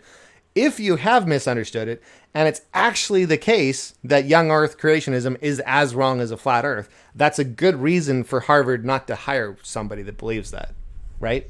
Oh, you just used a non-existent analogy. I don't know anyone with PhD that believes the Earth is flat. It doesn't matter. I don't know why this is an if statement. That's not a foundational part here. It doesn't matter if it's true or not. We're talking about a hypothetical. Well, what if a vampire wants to date you? There's no such thing. This is an analogy. So, I mean, the point I'm trying to make, and you understand that whether it exists or not doesn't matter. The point is, if, so let's say that you know a thing or two about mechanics. Let's say, something happens to you, you can't drive a truck anymore, so you open a garage that services trucks. And you're doing really good, making a good business there, and you need to hire somebody. And so somebody applies for the job, and you ask them, like, how an internal combustion engine works, and they tell you it's magic, and that in order to fix stuff, you have to use incense and stuff. Like, would you hire them? The point is, if you don't know what you're talking about and you're demonstrably wrong, you can't be hired as an expert in that field. You can agree with that generally, even if you don't think that's true for this case, right? Yeah, it's just a false analogy, man. I don't know, you're throwing around flat I understand Earth that over and over if again. you believe that the Earth is young, then you're not going to think that that's a valid reason. But you can agree that if Harvard thinks that you're wrong, that would be a good reason not to hire you. Okay, so I got your argument now for a few minutes. You're telling me, and then let me finish, that some things are very complicated, that it requires an expert to understand them, right? That's what you're trying to say, and you can't. I can actually explain it to you fairly simply, and it is explainable. Like they do. There are good teachers who can make things simpler. But you're saying I'm just talking generally. Some fields are just too complex for an average person. I get it. That's your argument, correct? Well, sure. You don't know how to make a circuit board and code the software for it. And you know what? I agree with you. I definitely agree with you. However, in the case of the topic where supercontinent, the claim is that there was a giant supercontinent in the past. That's not very complicated. All you gotta do is, according to Pangea theory, the giant supercontinent in the past exists from the 1800s because they could see the continents looking like a puzzle. They look like, they could be pieced together. So that's how they the Pangea created a theory hypothesis, was born. and that's not Right, the proof. That was just like, oh, it looks like these things might fit together. But then they went and drilled into the crust. They examined the strata, and they connected. They discovered that there are fossils that existed on both coasts at the same time, and that's extremely improbable unless those continents were connected at some point. So, the conversation have gone so long now, so we could all agree, both of us could agree that you cannot demonstrate Pangea on a paper map, on a clay or anything, because you said that it happened millions of years ago, and it is a lot more complicated. Like you're trying to say it's simple, but that's what you're saying. We're talking about tectonics. You drill for core samples. You do radiologic dating. I understand that you don't think that stuff's valid, but it is complicated, and there's a possibility you might not understand it. Yeah, it's very complicated. Like there's a conveyor belt, right, called subduction zone that we can't see because it happened in billions of years. Am I right? No, we can see it. When you drill down for core samples, like you can see this stuff. Yeah, there's a conveyor belt, but in order to see the conveyor belt in action, you require millions of years. Am I right? No, not at all. Because we can look at the layers of the Earth, we can drill in and get core samples to see these layers, and then we can see that the layers in the oceanic plates are going underneath the continental ones because we can drill through and match up the layers. I understand your explanation, but the action of the conveyor belt happening requires millions of years, and therefore you agree that if we can measure that the oceanic plates are spreading by an inch or whatever a year, not very much, but we do measure that, and it's spreading, and then we drill down and we can see that the layers under the ocean are going underneath, in some places, going underneath the continental plates. Like we can drill through and see that the same consistent layers that started over here, where they're like spreading apart, go all the way over here, and then they go underneath the continental plates. Like this is something we can see via core samples. So we don't need to see it happening for millions of years to be able to kind of, like a detective, like a forensic scientist here, piece together what happened.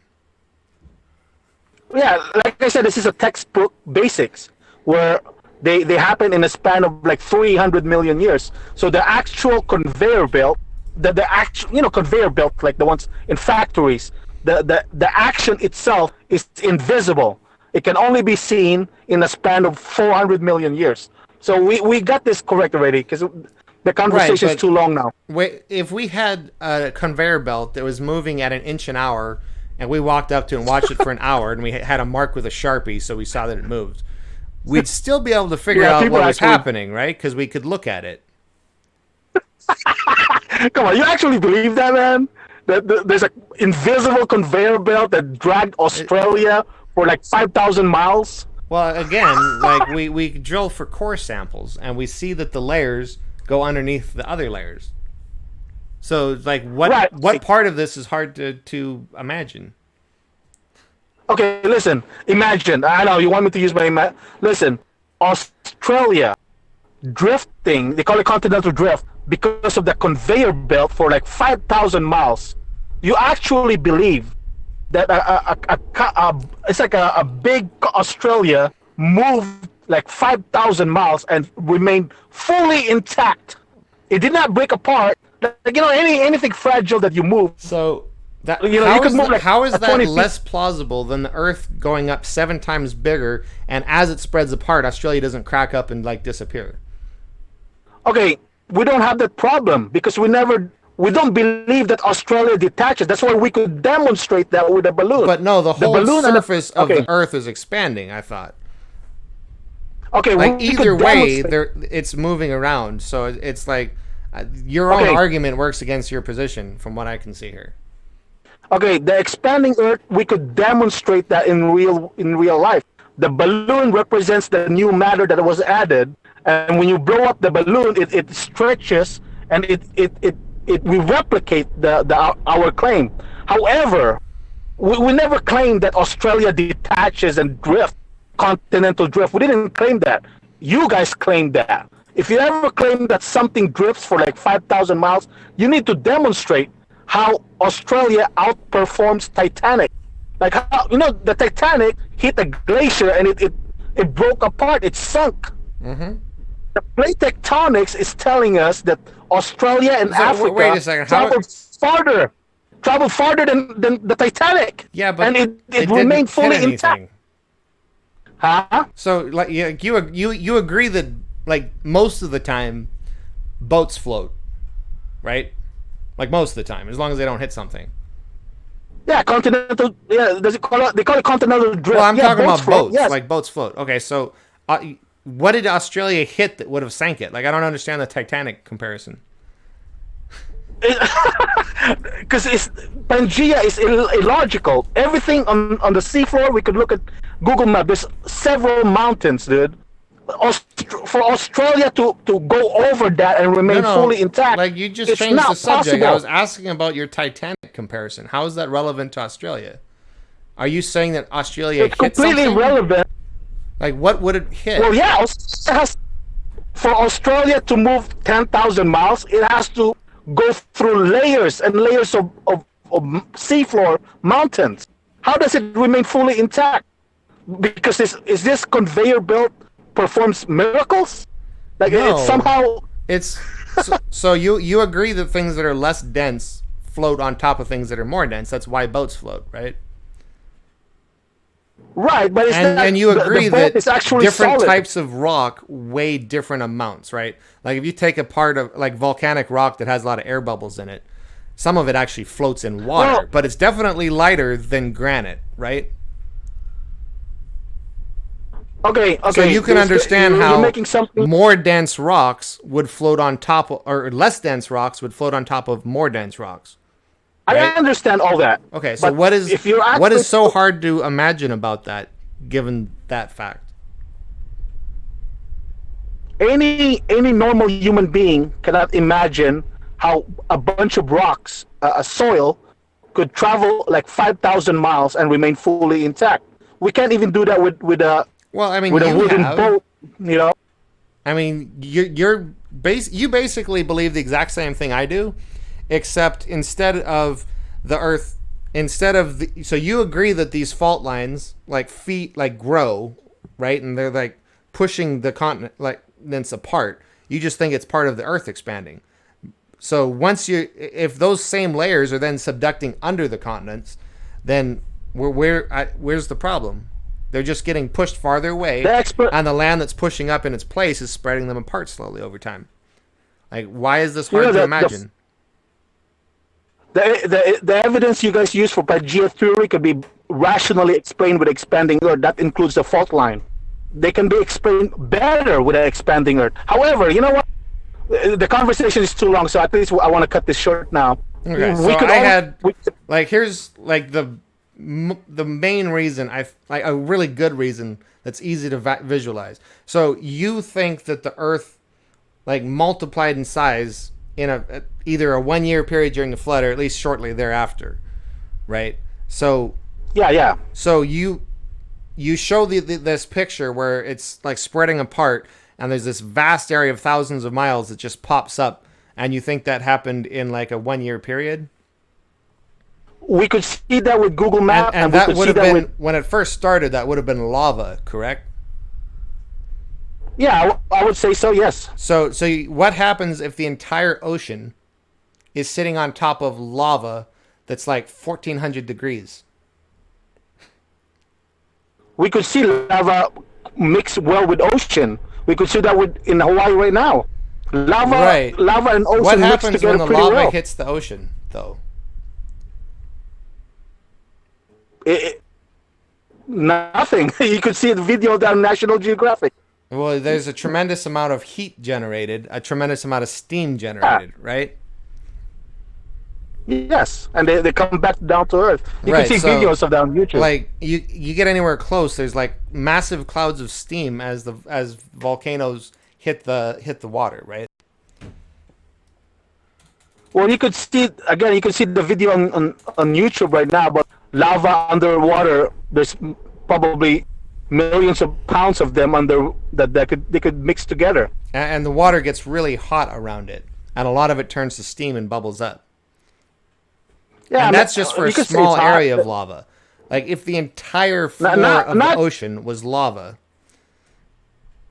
Not too hot because they have cameras there. They managed to put camera to record these things, so which are like pretty good technology to be withstanding heat because it is hot. Like they have thermometers.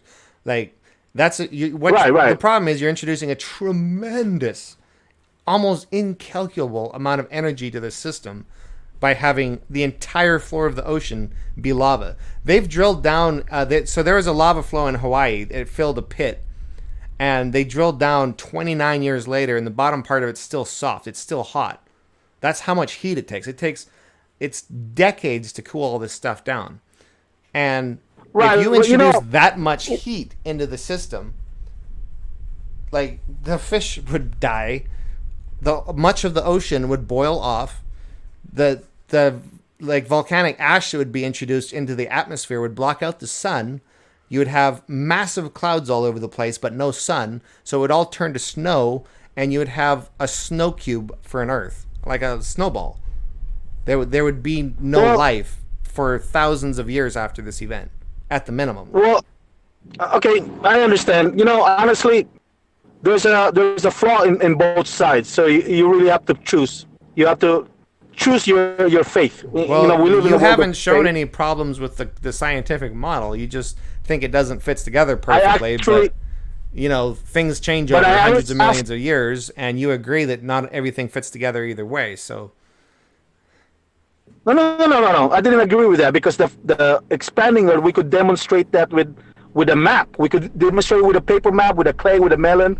But it doesn't have to be perfect because stuff does change. Like we have a lot of time here. It's close to perfect. We didn't include the small islands like Philippines, but Australia and Japan perfectly and Greenland. You said. Yeah, that's the only three that I know of. Everything else is included. But it's not perfect, and this is over what you're saying is a 6,000-year period. So if we had several hundred million years or billions of years where these things are floating around, and you've already granted that an island like Japan can disappear in 6,000 years, then you agree that things can change more than you can piece them together easily in a few hundred million years. You've already granted that. Okay. Yeah, we've been going in circles with this subject, but it's unfair you didn't bring up Grand Canyon because I was really expecting you to bring up Grand Canyon. I ain't got nowhere to be. I mean, are you getting tired? Okay, so no, I'm not. We can pick it up again later if you want. We can pick this up tomorrow if you want to talk about Grand Canyon. No, I kind of wanted to talk about that. I just wanted to settle these epistemological issues first, which I feel like we've made some progress. You've agreed to a lot of stuff. You've agreed that it's possible that some things are extremely complicated and you might not understand it, so they might seem absurd. But if you understand more, then it might make more sense. So that's a good start. Like now I can actually explain the model, and hopefully you might understand it and admit that you're wrong, or maybe you can show me where the model fails, and then I've failed. Marilyn and I have been saying over and over and over again, you've got to do the Grand Canyon for this guy. Well, he's just brought that up, so okay. Yeah. Just don't. Since you're in here anyway, you want to wave at people? Sorry, my brother's here. He wanted to hi everybody. Yeah. He wanted where's there's the camera. Hi. Yeah. Yeah. You just got to do the Grand Canyon because. Well, do you have more time to talk, or are you or do you need to leave? And I think you're sitting in your car right now, so if you got to leave, no worries, we can pick it up later. No. I don't have. But okay, let me finish something. Okay, let me finish a sentence because I'm not sure if I ever had a chance. Yeah, can I say something? Yeah, absolutely. Okay, so what I'm trying to understand here is that you cannot, for me, it's 98% perfect when we connect the continents together to form a smaller Earth. Nothing is 100%. I don't know, even DNA sample is not 100%. But I would say 95% accurate, excluding the Philippines or Japan, the tiny islands, as far as paper map is, because I've done it myself. However, the opposition of that, which is Pangea, doesn't exist. Now let me finish. Don't interrupt me with your whole drilling and happened hundreds of billions of years ago. Don't interrupt me yet. The point here is that your Pangea theory, the giant supercontinent in the past, does not exist besides computer animation, hole drilling, hundreds of millions of years, and consensus. You keep pressing that, hey, everybody agrees with it, all the experts. Those are the three things that are in favor for you. That's in favor for you. The consensus, the hundreds of millions of years, and the computer animation. Now, I have to weigh that because everything has ups and downs. So I have to weigh that your evidence versus the evidence for expanding Earth. I could see it with my own eyes. All continents connect together to form a smaller Earth, 95% accurate. It's been demonstrated by paper map, clay, condom, balloon, melon. A person demonstrated using a melon. No. It doesn't matter how it's done. Like, we agree that you could piece the pieces together roughly, right, but you've already agreed that it leaves out some chunks. So if you can lose some chunks in 6,000 years, of course you could have the changes that we have between Pangea and now over several hundred million years. Like, how would you say that's not possible? We're using... No. It can be demonstrated 100% accurate using computer animation. But we're talking about paper and a clay. Well, amateurs, we're talking about a $20 investment.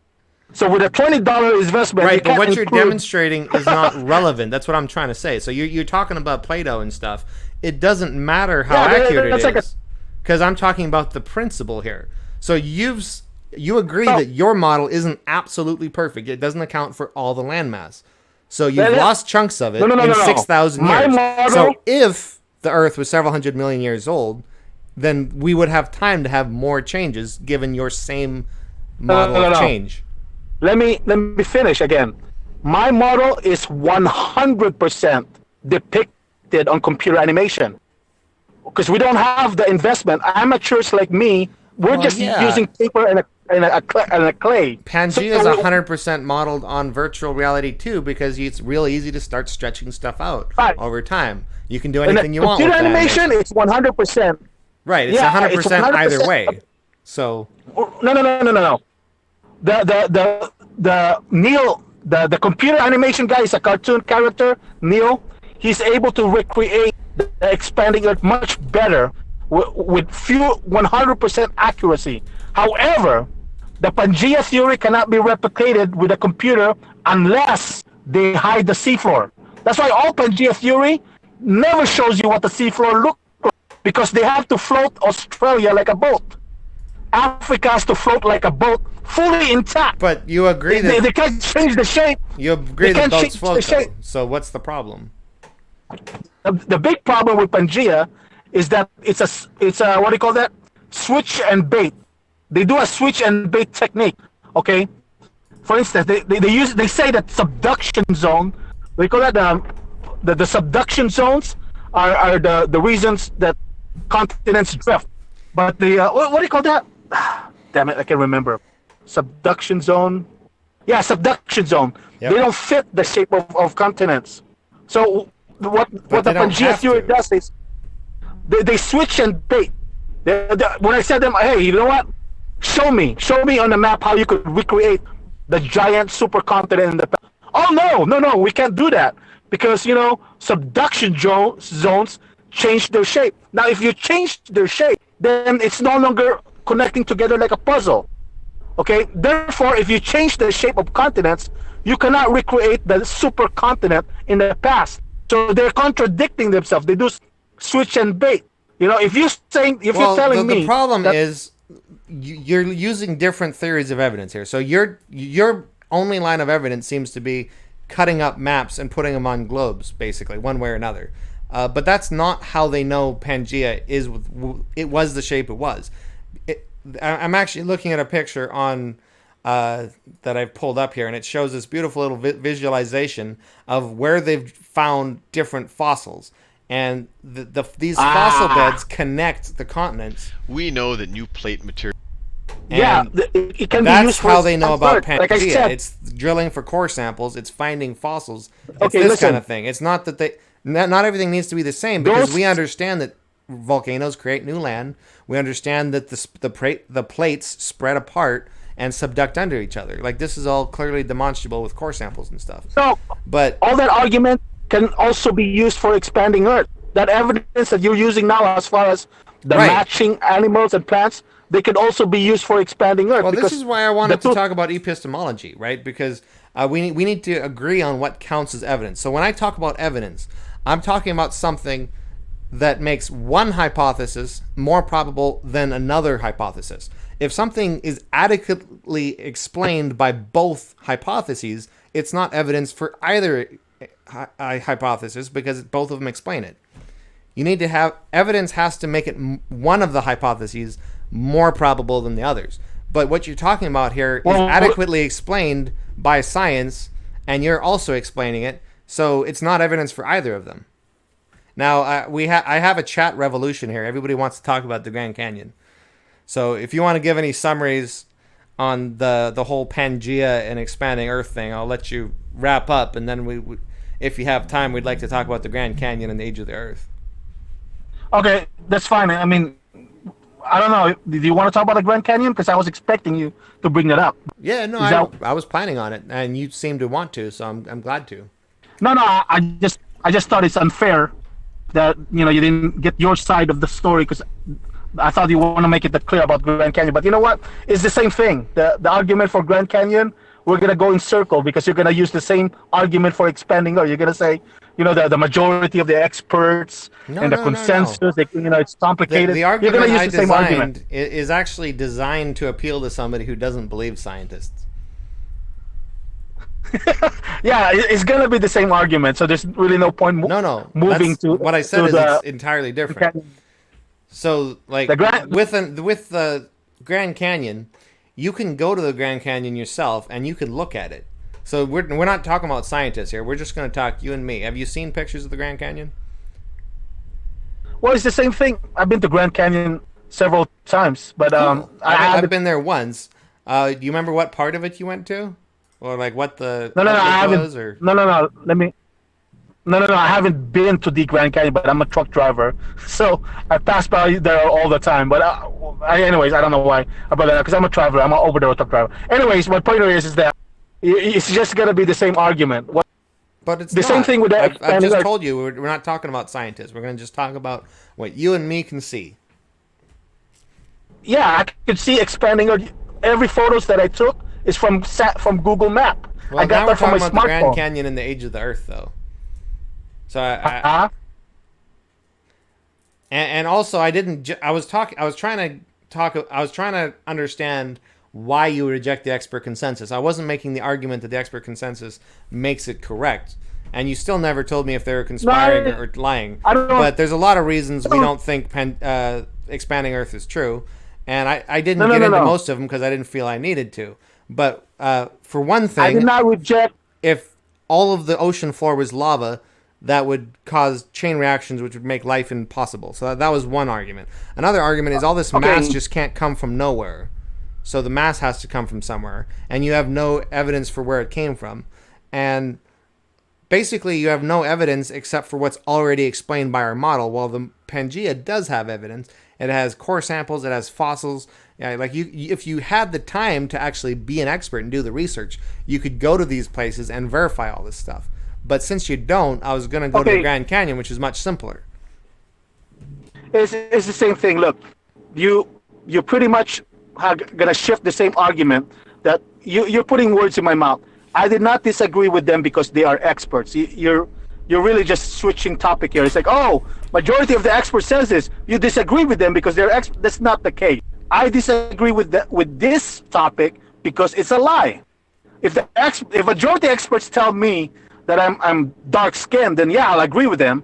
If a majority of experts says that I'm 10 feet tall, then I'll disagree with them. So it's not because they're an expert. Right, but a lot of experts have said marijuana helps people with cancer, and at the beginning of this call, you disagreed with that, but then you agreed with me. Yeah, I disagree with that part. You admitted that you were wrong. I don't think. See, like I said, the experts has told me that marijuana is good for you.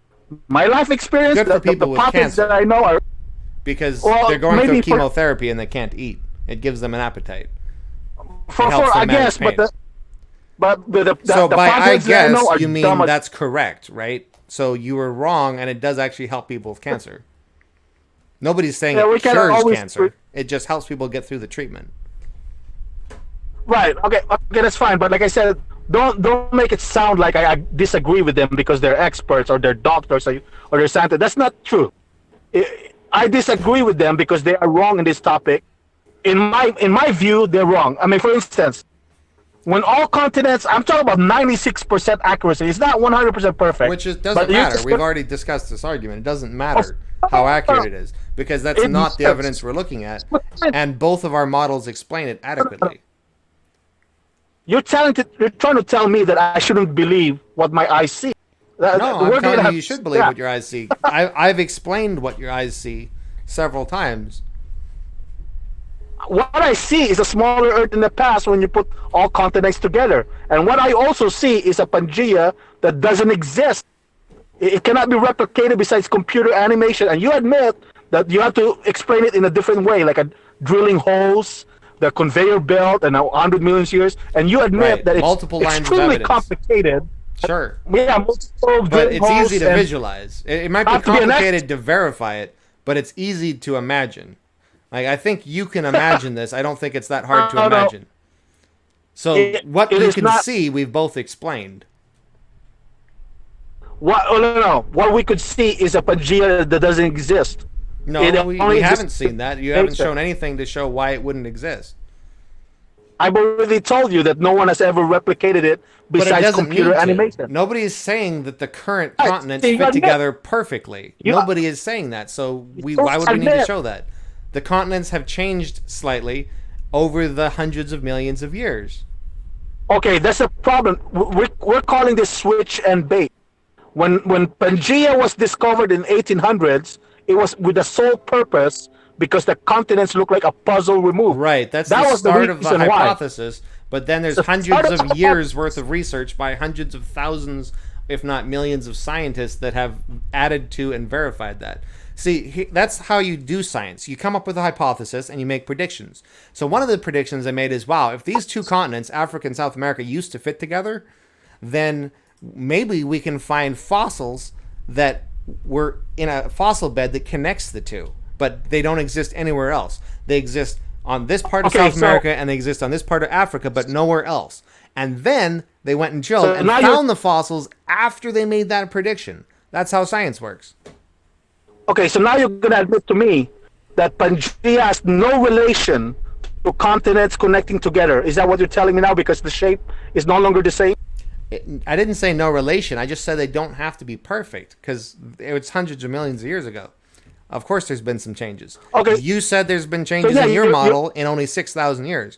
So if you can have minor changes in your model with islands disappearing and Japan disappearing, Greenland disappearing, then over hundreds of million years, of course you could have the changes that are between Pangea and our current continents. So there's no reason to think that these pieces have to fit absolutely perfectly together.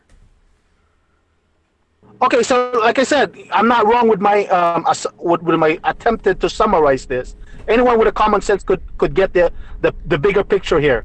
We have to weigh this thing. This is a battle between two arguments. Your evidence is that drill holing very complicated. You know, only the experts understand. It takes hundreds of millions of years, and that it exists in a computer animation. You could demonstrate it with a computer. That's the evidence for Pangea theory right now. Hundreds of millions of years, drilling holes, and what else? Well, I Other explained things. everything to be able to visualize it. So, like, if you actually wanted to verify it, it can get complicated. But to visualize it shouldn't be that Okay. difficult. Like, what you can see, It you is can both difficult see. Go to a Pangea video on YouTube and read how many students that are commenting that don't understand it. There's plenty of students saying, dude, this is so complicated. You could see for yourself, this is not a lie. A lot of students don't understand how subductions work. It is so complicated. And like you admitted in this topic that only the experts, that I could be wrong, an average guy like me could be wrong because only the experts. When you watch the may have video that's understood going to that. be on YouTube, you'll see a lot of the pictures that I have on the screen, and it's not hard to visualize. Like, sure, science can get You have complicated to in some imagine. degrees, and some students I might not agree. understand stuff, but it's not hard to visualize, like how the oceanic That's- crust can get maybe- subducted under maybe- the continents, and how we could verify that Maybe- by drilling close to where the points meet. And we can For you, verify for that you, this strata maybe for you, but- continues and the continental strata stops. For you, it's not hard for you to understand. It's not hard for You you. could either. imagine, I fully maybe believe you can see this when you watch the video. Unfortunately, I wish we could be sharing know- our screens live. You want to know the truth? I'm sure you've With seen God this as my stuff before. witness, with God as my witness, I cannot imagine Australia drifting like a boat. I really can't. I could probably imagine X-Men. I could Well, it doesn't Wolverine. drill like I could not drift like a imagine boat continents. because it's very slow. You're talking about like an inch a year. Yeah, millions. I could not imagine Australia fully intact in the same shape, moving 5,000 miles. And I can't Fully imagine that the and Earth remain. was 7 times smaller than it was 6,000 years ago, and it's expanded since then. And that the whole ocean Well, floor at was least- lava, and that didn't turn the Earth into a snowball. I can't Well, we could imagine see that in the all that Google Map. mass multiplied that many times for no damn reason. Well, right. Like I said, we have to weigh this thing. You chose your fate. Now, in relation to the Grand Canyon, that I watched a video Yes. today, and Everyone in my let me chat finish wants to this talk part. about the Grand Canyon. Well, it's not really a long subject. I think I've spent so much energy trying to expanding Earth, so it's just a short one. Now let me finish with the Grand Canyon. There's a lot of ups and downs. There's the evidence for both. The bottom line here, from what I learned, because I watched the atheist. Okay, the atheist version of the Grand Canyon is the 2 videos that I watched a few hours ago. And what I learned so far is that there's evidence for both. The only difference is that we believe in a massive flood creating this thing, which can be demonstrated. There's a lot of videos on YouTube of how a violent flood could recreate this, the Grand Canyon. There's several videos of that. There's Versus, cartoons of it. There's not videos of it. no, actual videos. There's a No, there's flood not. on the street. It's animation. I- That's the point. No, it's not an animation. It's an actual flood result in a much smaller scale, though. Not not like right. Much smaller scale. We're not talking about the Grand Canyon. Are you Well, not as familiar big with the as the square Grand Canyon. cube law and how Okay, yeah. volume gets exponentially heavier as it gets larger, and how not everything can scale up? Probably not. Right, So and then but that's on your blog, which is something we didn't talk about. You show giants because since there was less gravity under your model, they could grow bigger without their bones collapsing, right? The reason we can't have giants now is because if we take a human frame and scale it up to 50 feet high, even though everything is exactly in scale, the bones would break and the thing would collapse under its own weight, right? Do you understand? right. I feel like you got that from your blog. So I believe that's what you call the square cube law. I can get corrected if that's wrong. But anyway, as things scale up, the volume increases, the weight increases dramatically. So not everything can be scaled up. So you can like get a bucket of water and you can wash out some mud and like show a little canyon. But what won't happen is you can't scale that up and have a vertical cliff thousands of feet high with all the weight on the bottom, and because it would collapse, because all that weight would cause it to be a landslide. You actually said on your blog at one point that canyons that are caused by floods are V-shaped, and canyons that are caused by erosion are more U-shaped, right? right. And that's, I imagine you understand, that's because the weight of the cliffs, if they were soft, would collapse, so it would slump, so it would be more of a V-shape. Right. The Grand Canyon's not a V-shape. Okay. So wouldn't that mean it's caused by erosion? Well, I think we have a different set of my view here, because I believe in expanding Earth. So if you don't believe in expanding Earth, then it's just not gonna make sense. So wait a But second. we're So you think, and I thought this was where you're going on your blog, but I kind of scanned through everything. So because it's The expanding, expanding Earth the would V shape really turns explain that. into a U shape as the Earth expands. Is that what you're saying? Yeah, yeah, it would make the expanding Earth fill in the rest, what the others cannot answer. We're from a different mindset here. Okay, okay. So, you said that the continents stayed the same size though, like that's why they all piece together so nicely. Now you're saying that the continents are expanding as well. Not to mention, That's just if you look at That's these a- pictures, I think I have one. Oh, here's this. So, if you look at aerial photos of the Grand Canyon, it's like an S. A lot of it. It has these crazy curves. So how did the Earth like expand like along an S shape? Well, like I said, I haven't finished. You didn't give me finish with my Grand Canyon thing. You Go for interrupted me. Go ahead. But let me finish that. Like I said, the evidence for the global flood is counter argument with you guys with the secular world. Their counter argument is that a rain in a span of millions of years have fallen and accumulated to shape Grand Canyon the way it is. Yep. The situation here is okay. Let me finish. The situation that I've been put forward here is that I have to make a choice. I have to make a choice between something that we could demonstrate in a much smaller scale. I admit to that it's not as big as Grand Canyon, or a belief that in a span of millions of years. So I But have you two can options. demonstrate both of them. Like you can So, pour water yeah, and see how it erodes stuff. Imagination and computer animation and hundreds of millions of years. So I have to choose between two. The two choices. Everyone has to make this decision in their life in a field of science. Sure. You and me we or need everybody. evidence to decide between the two of them. And I'm trying to give you That- some evidence. both So of them- what we both of have, them there's have two evidence. possibilities that explain the Grand Canyon. And as you said, one of them is a giant flood that tears it all up in no time at all. And the other way is slow erosion, right? Which has been demonstrated. It's not like they're making it up. They demonstrated on video. Thank you. A wild flood could do it in a smaller scale. Yes. Yeah, So and both of on them this have- blog, which I sent you a link to, it's not like I'm springing on this on you. There's a picture of what that looks like from an aerial view when you have a giant flood tear out a canyon in a short period of time. First off, like you said, it's a V. The cliffs can't exceed a certain steepness because otherwise they would collapse under their own weight if they're soft. And if they're rock, then they're not going to erode very much. So, on the one hand, you're not going to have cliffs. Secondly, you're not going to have pillars, and I want to get into pillars more. But thirdly, it's going to be a fairly straight run because you have a lot of momentum here. You've got water, and it's a violent act. All this water is just tearing up a canyon. And it'll look like what's on the screen. It's a fairly straight run. It's not going to look like the Grand Canyon actually looks. It looks like a slow river that's meandering all over the place. Like this is not the structure you would see if a flood was tearing it out.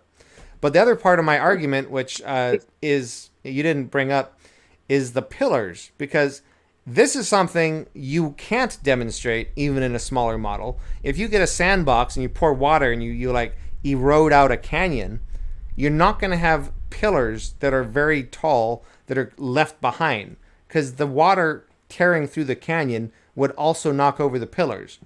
The lateral movement would knock them over, right? Well, you got to understand 4,500 years has passed since the global flood. So that accounts for all the erosion, at least 4,000. Look at what the erosion did in the pyramids of Egypt in just a span of 2,000 years. It pretty much destroyed the Sphinx. So you got to, like I said, there's evidence for both arguments. That's I'm not evidence, denying, though. Like, we measure the erosion rate on the Grand Canyon, and you're talking about measure. very small You cannot amounts. measure the erosion. There's no consistency of measuring erosion. There's no such thing as erosion rate, like it's consistent throughout the entire one. You don't know that. You don't know if the erosion is consistent do. from. They can do it a lot of different ways. They can actually measure the depth of it. They can estimate how much materials being moved by the water, and then calculate the displacement. Do you know how It's much never material has been displaced from the Grand Canyon via erosion? Yeah, but you don't know that the do you consistency know is how the much same. material has been moved? According to answers in Genesis, there's 1,000 cubic meters. No, I'm sorry, 1,000 cubic miles of material that's been removed from the actual Grand Canyon. But from the plateau itself, because there's tremendous erosion that's happened on top of the plateau, they say 100,000 cubic miles of material has been removed. Answers to Genesis blocked me, so I don't really care much about what they say. You can validate those numbers other places. It's just math. Like they determine this by measurements.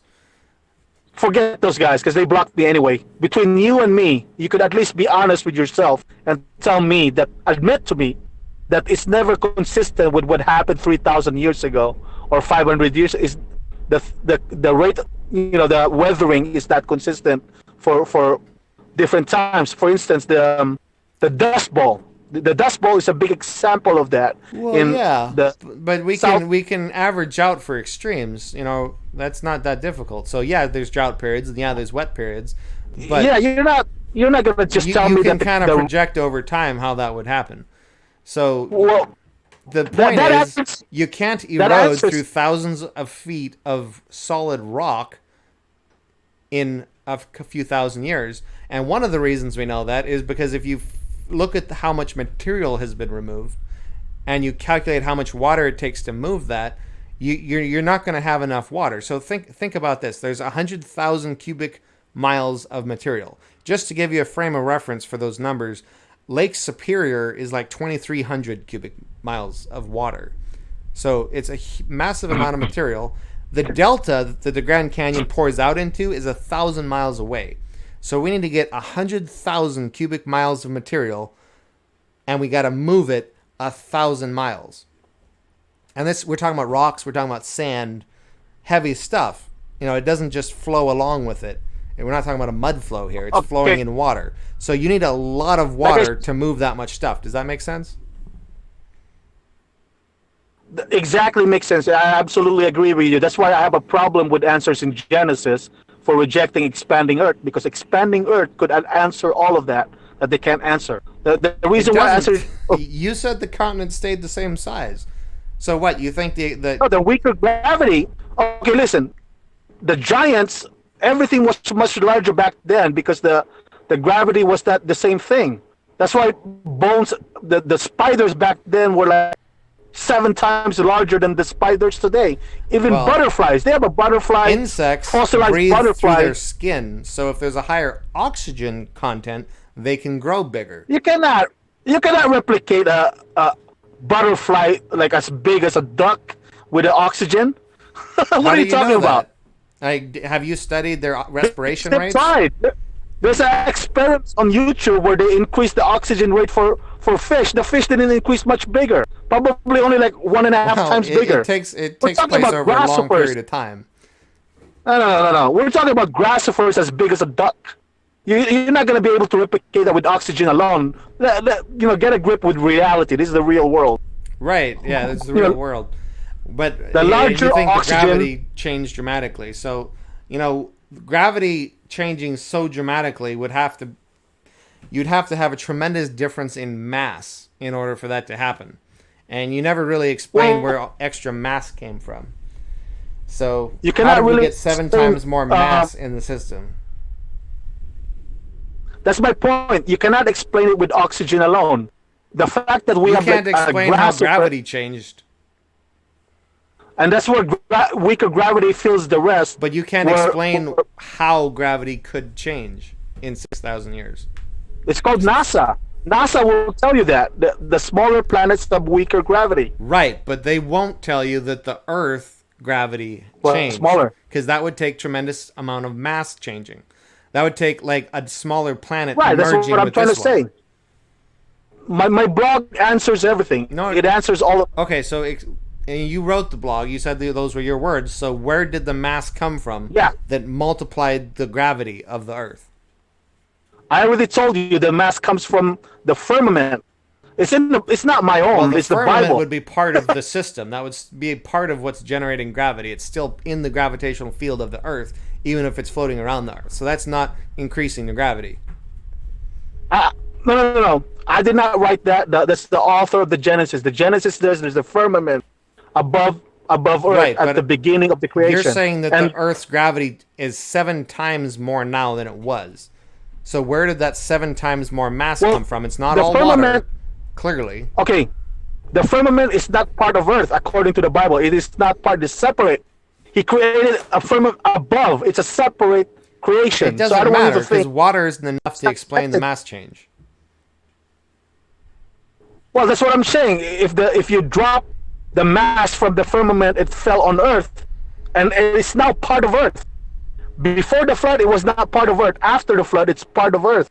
So when the firmament opened up, the sky opened up, it added that mass. Of The the water has a lot water. of mass. So are you Huh? of the water?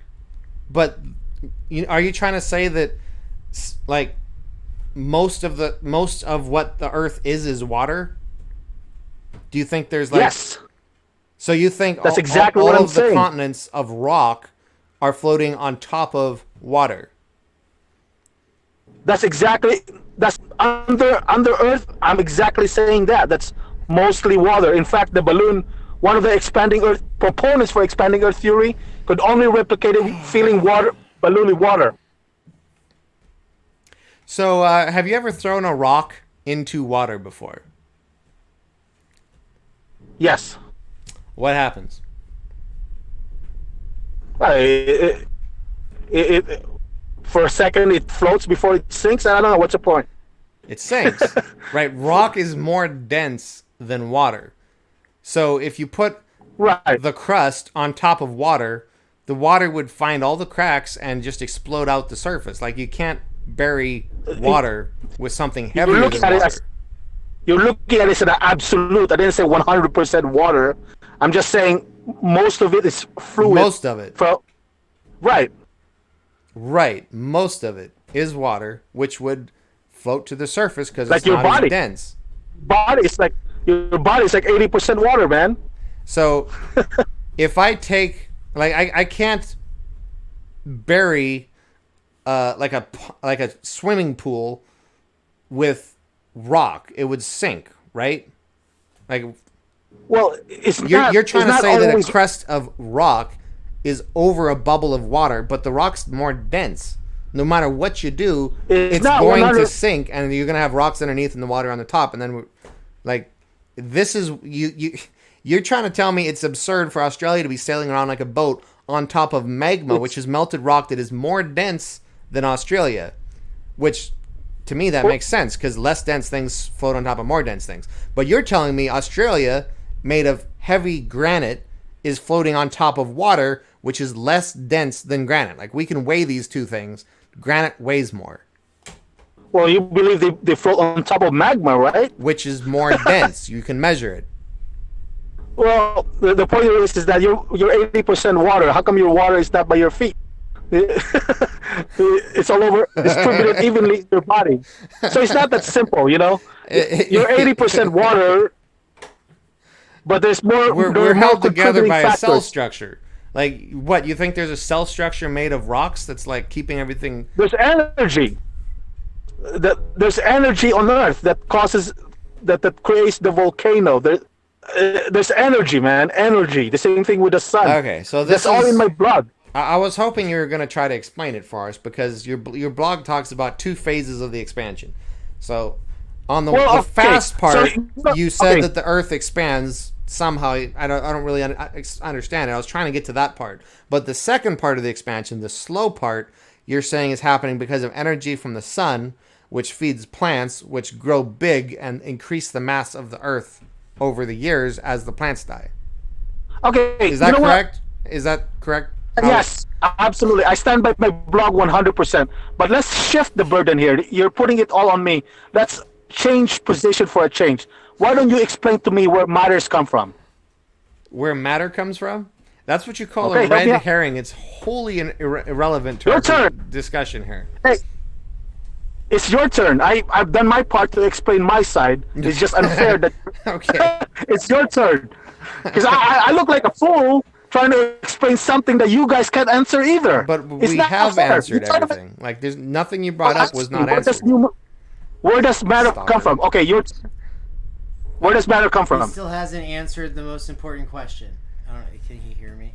He can hear you at this point. He 'cause still has not that's the mic. answered the most important. Where was that But picture? you can't hear him, Where apparently. was that picture of the pile? I can't hear him.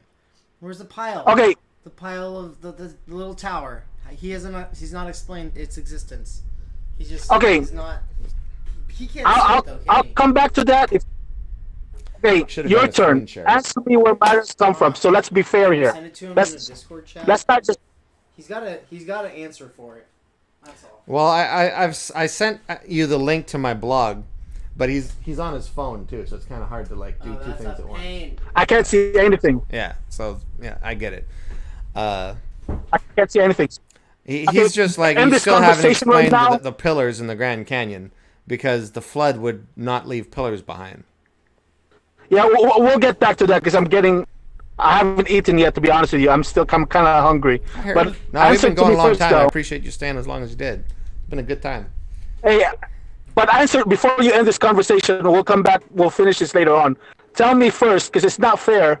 You asked me where matters come from, and I'm right here struggling, trying to pull out some Genesis story. But here you are. You're just sitting comfortably, not explaining your side. It's your turn. Well, At least I've been describe- explaining our side, but okay.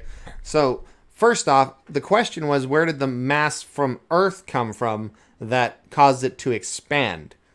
So that's the question. I'm not saying like where did mass begin with, because that's not part of the domain of this discussion. Well, I'm asking you. But where the I'm mass of asking Earth the same actually came question. from would be, we assume it happens like we actually could see happen in other places, which is you have fields of dust and broken planets after a supernova, and they congeal together via gravity and form planets. Have they seen it happen? Yeah, we can see it happen like as we explore the universe with our telescopes and whatnot. We see we haven't. We see solar systems in different phases of being built, basically. Already formed. Yes, I agree with that. And plus, we haven't seen them we formed. can we know how gravity works. Like, we understand gravity very well. We can test that. We can measure it. We can predict its influence. And once you understand that, it's pretty easy to see how matter would be attracted together through gravity and form a spherical object, because the gravity, once an object gets big enough, has to form a spherical object. I've heard you guys trying to explain away where matters come from, and it's No, that's it's not the even same where matter thing. came from. I'm just trying to explain the beginning of the solar system. Right, but you have not. No one has ever seen a planet form. You've seen already existing planets. Yes, in different that's phases what the of their in coming different being. phases. Yeah. Correct. Yeah. Already pre-existing. But you already So, agreed that at some this- things can be complicated and hard to understand. So, like, if you think that, like, particle physics and like the astrophysics is simple, then I don't know what to tell you, because it's pretty complicated. Some of the smartest people in the world are astrophysics. So, yes, I mean, they can explain to you how the different molecules of matter could have become different elements and stuff like this. And maybe that's what you're asking. Pair It's production. kind of complicated. yeah, so, pair production, right? like, the fact that we might not understand it is kind of irrelevant, because it's not super relevant to us where it all came from anyway. Like, I was trying Well, to that's stick on exactly- things that we can see, because you don't take their word for it. So what's the point of me telling you what the science is when you don't believe scientists? I can't show you in a way that It's you the can same- see, but I can show you that the Earth is at least hundreds of millions of years old in a way you can see yourself. And that's what I was trying to do with the Grand Canyon, and we've been getting away from that. So how do you have pillars that are hundreds and thousands of feet high, fragile rock formations that are ginormous? How could they withstand a flood carving the canyon out? And Like I in said- order for a flood to tear out a canyon, you have to have soft sediment, not rock, and then you need a tremendous force rushing through. So if this is soft sediment, and in the picture that's on my screen right now, you can see this pillar, and you can see how the strata of the pillar matches up to the strata of the cliffs. It's the same material. So if this strata was soft, this pillar would have also been soft. But you can't have a pillar made out of soft sediment that's this tall, because it would collapse under its own weight, let alone a giant force of water rushing through the canyon.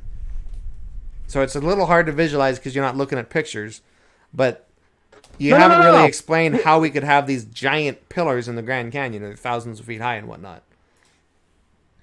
Okay, can I talk now? Sure. You don't need to show me a photo because I've seen it already. I've studied it before. Yeah, I sent you Hours the ago blog, before I so went. Thank you. Yeah, I'll look at that later. But I already know. I know what you're talking about. like I said, that's the problem I have with answers in Genesis, because expanding Earth could fill in the rest what they miss.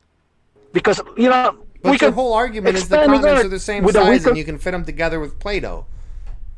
You can't say that expanding Earth did this, because then you would have to be saying that the continents expanded too, and that violates the entire argument for why you believe in expanding Earth.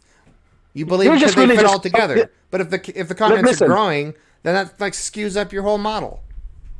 No normal human being, no normal. I'm not talking about any normal human being is not gonna call that a coincidence. You don't find a hat on the beach and say, "Hey, man, look at what nature created." Whoever finds a slipper or a hat automatically know that it was designed that way. So if you ever see the continents connecting together in all sides that can be physically demonstrated to form a smaller Earth, any normal human being would agree that Earth was smaller in the past. But we're beyond that now. Right. We're Any talking about normal the Grand human Canyon. being can climb a mountain and look at the horizon and hold a ruler up and be like, wow, the Earth is flat because I can see that. Any normal human can do that. That's fine. Okay, flat Earth, I get it. Flat No, Earth. but the point is, Let's just because you let's can move look on at to Grand Canyon something now. and it makes sense to you doesn't necessarily mean that it's true, because there could be other variables involved. Nobody And believes- you agree no, with no me one's- that the flat earthers are wrong. So what they're No- looking no at one- and the just so I don't story know they're why- creating is not correct. I don't know why you keep bringing up flat Earth. No one has ever believed in flat Earth. No one with PhD who has Because believed it's a in flat good Earth. metaphor. I don't I believe don't in care if flat people Earth. really believe in it. It explains the epistemic thinking we're trying to do here. It's a bad. We're trying it's to a show bad analogy.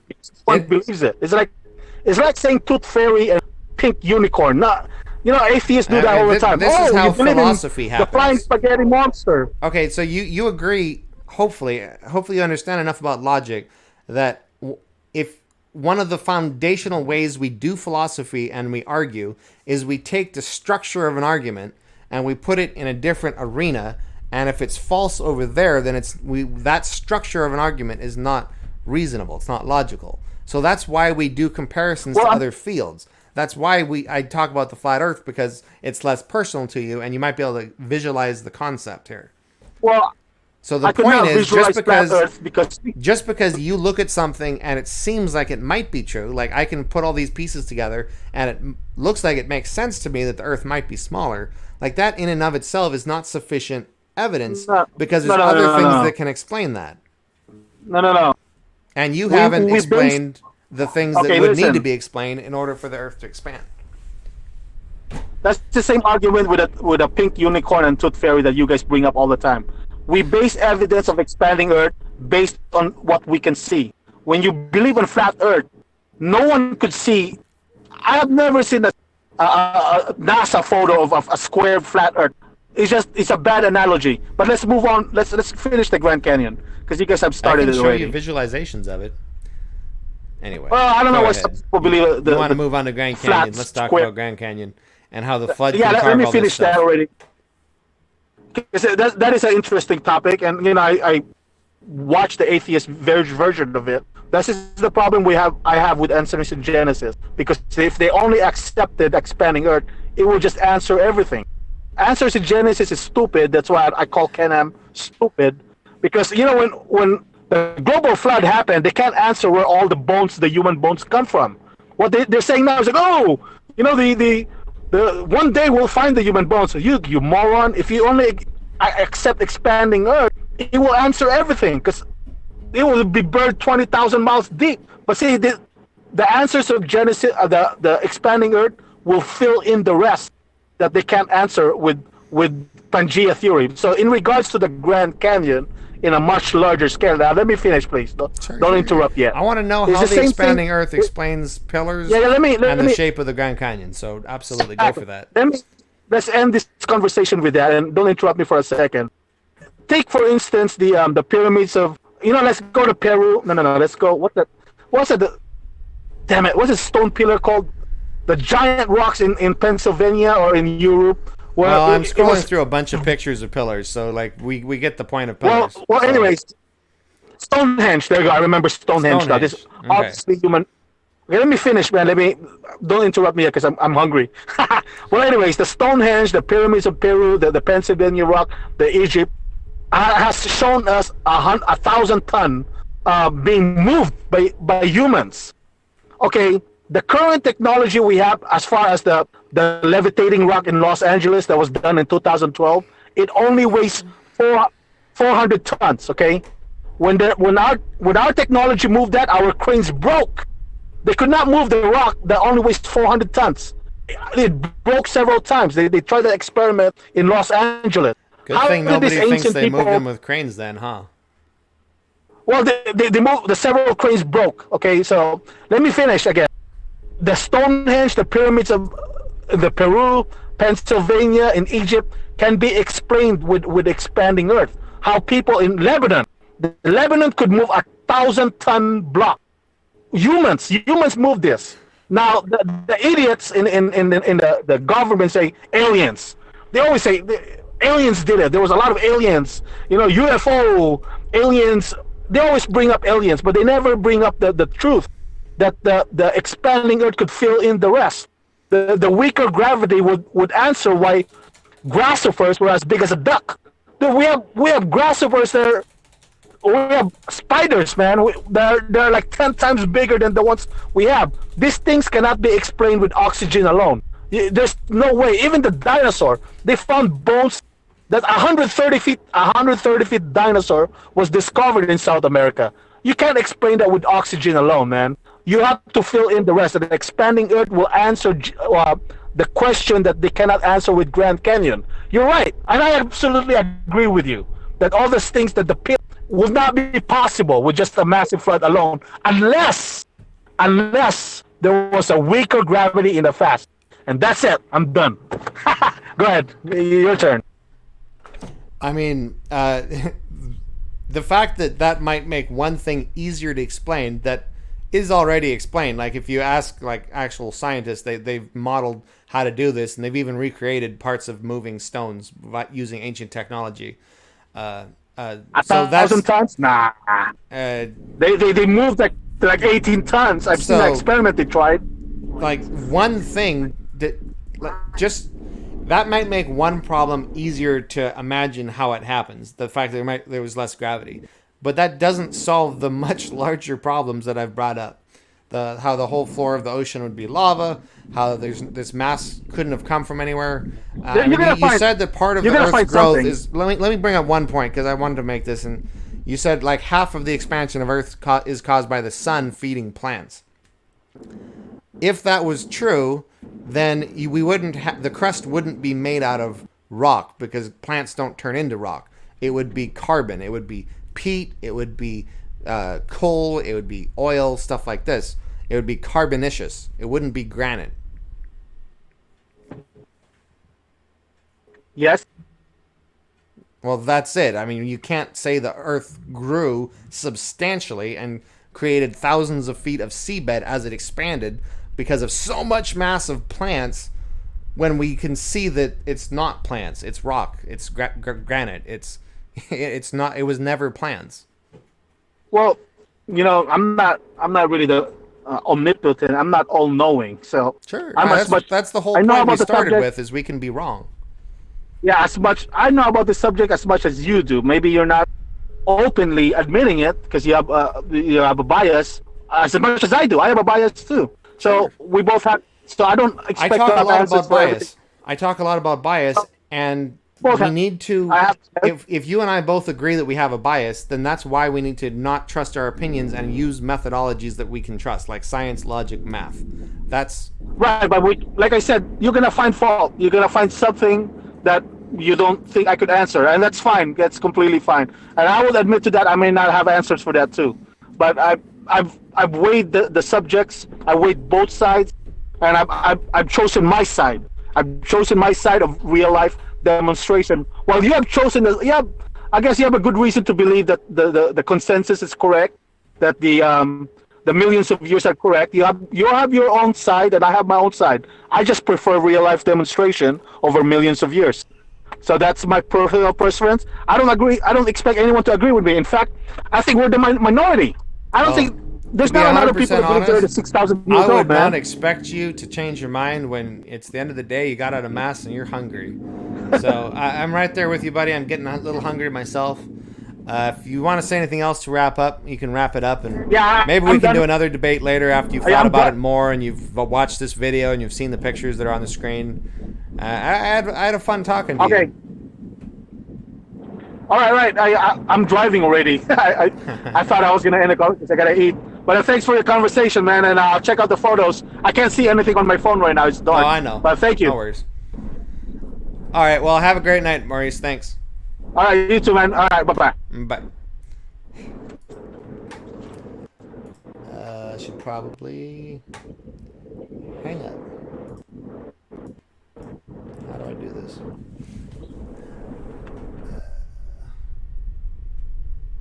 Oh, he closed it.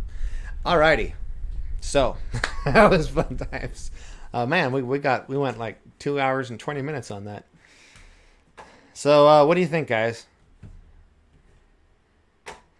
Like, my idea was just kind of start, as you could see, wanted to start from a more epistemic, broad foundation and try to plant a little doubt in the idea that maybe you try to plant a little doubt so we get a little intellectual humility here, and then go from there with the biggest problems with his model that I could think of that are easily demonstrable. Because I've seen a lot of these debates, and I know that like science, like quoting peer-reviewed science to people like this isn't going to be convincing to them because they don't trust any of that. He wouldn't say that he thinks it's all conspiracy, but he obviously doesn't trust it. And he never said what reason other than conspiracy or them all being dumb there could explain all the experts being so dramatically wrong. I mean, he kind of said it was a conspiracy that you would get fired if you did otherwise for some reason, which is not explained. But I mean, if we can't, that's why when I discuss young Earth creation and like way out there models like flat Earth or other like young Earth creation as well as ballooning Earth, I try to plant doubt in their models a couple different ways. There's the epistemic approach, and then there's a visible argument. So like this Grand Canyon argument I'm making here, it's not like you don't have to read peer-reviewed science with all the big words and shit. You don't have to believe that, you know, fancy people with letters after their name know everything's true. Like, you can look at this, and if this plants some doubt in your mind, when you're like, wait a second, how could a flood create this right here? This isn't the Grand Canyon; it's a Chinese canyon. But the point applies. Like, how could that happen in 6,000 years? Like, through erosion, it's pretty easy to imagine because you have a stream come through. We've all seen a boulder in a stream, right? And as the stream goes around it, it just starts eroding around it.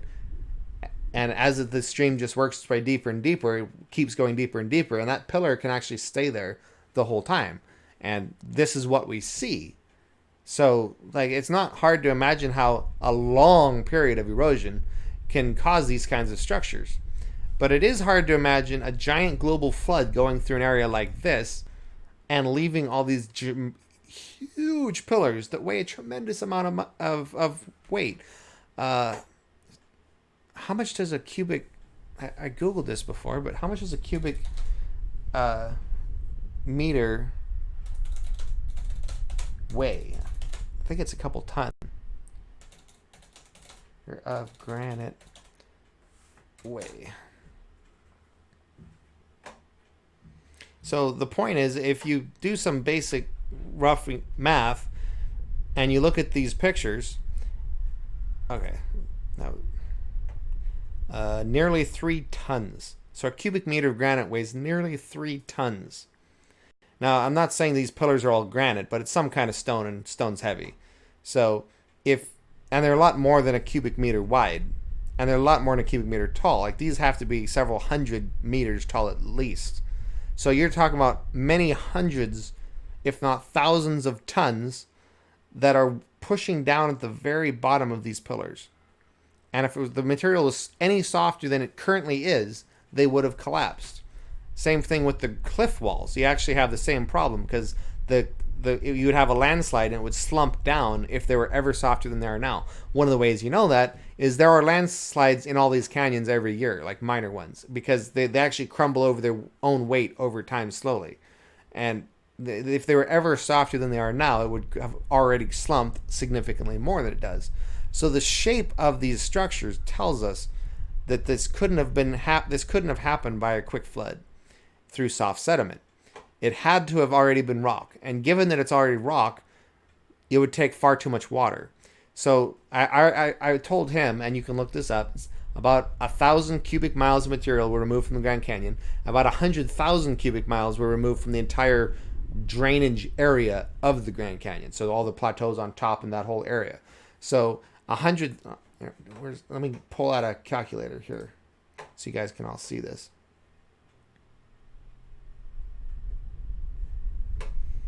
Alrighty.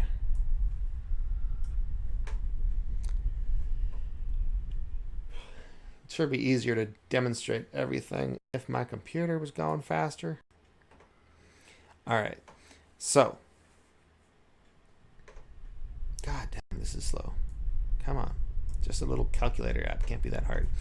Alright, so. I still need the zero. Go up a little more.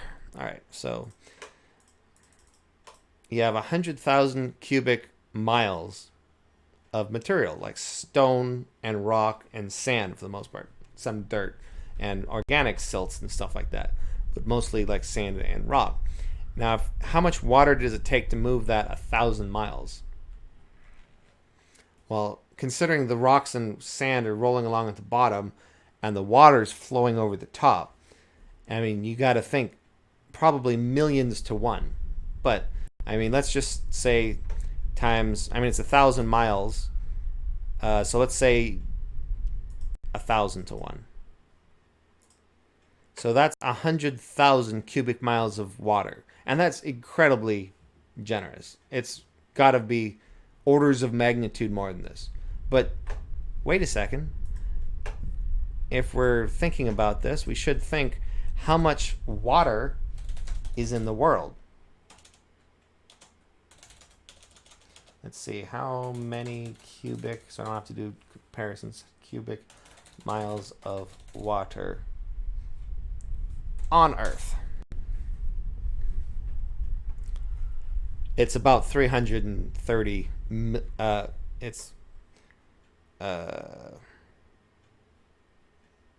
that's the land space. How many cubic, no, not cubic meters, I want cubic miles. Anyway, you can look it up. It's about 330. Yeah, here it is. It's about 332,500 cubic miles of water on Earth. So, how can you move a third of the planet's water through one area, which is a fraction of the space of the Earth, at once? Like, the water would have to be stacked up like to the atmosphere in order to get all the water in one place. A global flood does not give you enough water to carve out the Grand Canyon. Not even close. Even if the water was like a mile high in that area, the whole drainage, it would not be enough water. So that's just through that we know it couldn't have happened quickly. And if it didn't happen quickly, it had to have happened slowly through the methods of erosion that we've seen. And if it happened slowly, then we know the Earth has to be ancient, because you didn't carve through all this rock in 6,000 years just with the regular water cycle, no matter how wet it was. Like, we're talking about a lot of water here. So, I mean, that's the argument my blog makes. I'll post a link to my blog, which gives the gravity argument. It talks about the water, I believe. It also talks about trace fossils and a couple other things. But these are the arguments I make to young Earth creationists, because they're fairly easy to kind of. Oh, it's more than the character limit. Actually, I'll have to make a shorter link, because you have to keep it really simple. They're not going to trust your science.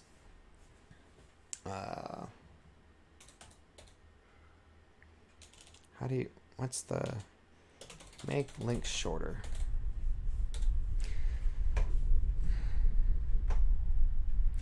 Yeah, so the whole goal isn't to convince somebody in one article. It's to plant enough doubt so that they think about it and they're like, well, this is what I can see. And this doesn't make sense. Now my whole model's starting to crumble. Like, maybe I need to get a little intellectual humility. I might be wrong. Maybe I should actually see what the scientists say on the issue. And then you can start looking at the videos, there's a lot of great scientific YouTube videos that explain all this stuff, and you can see it. And there's a lot of different channels that do it. My favorite's Potholer54. He does a really good job of it. Anyway, I'll post it on the details of this video, I guess, or in a comment under this video. I'm not going to try to make a link right now. But anyway.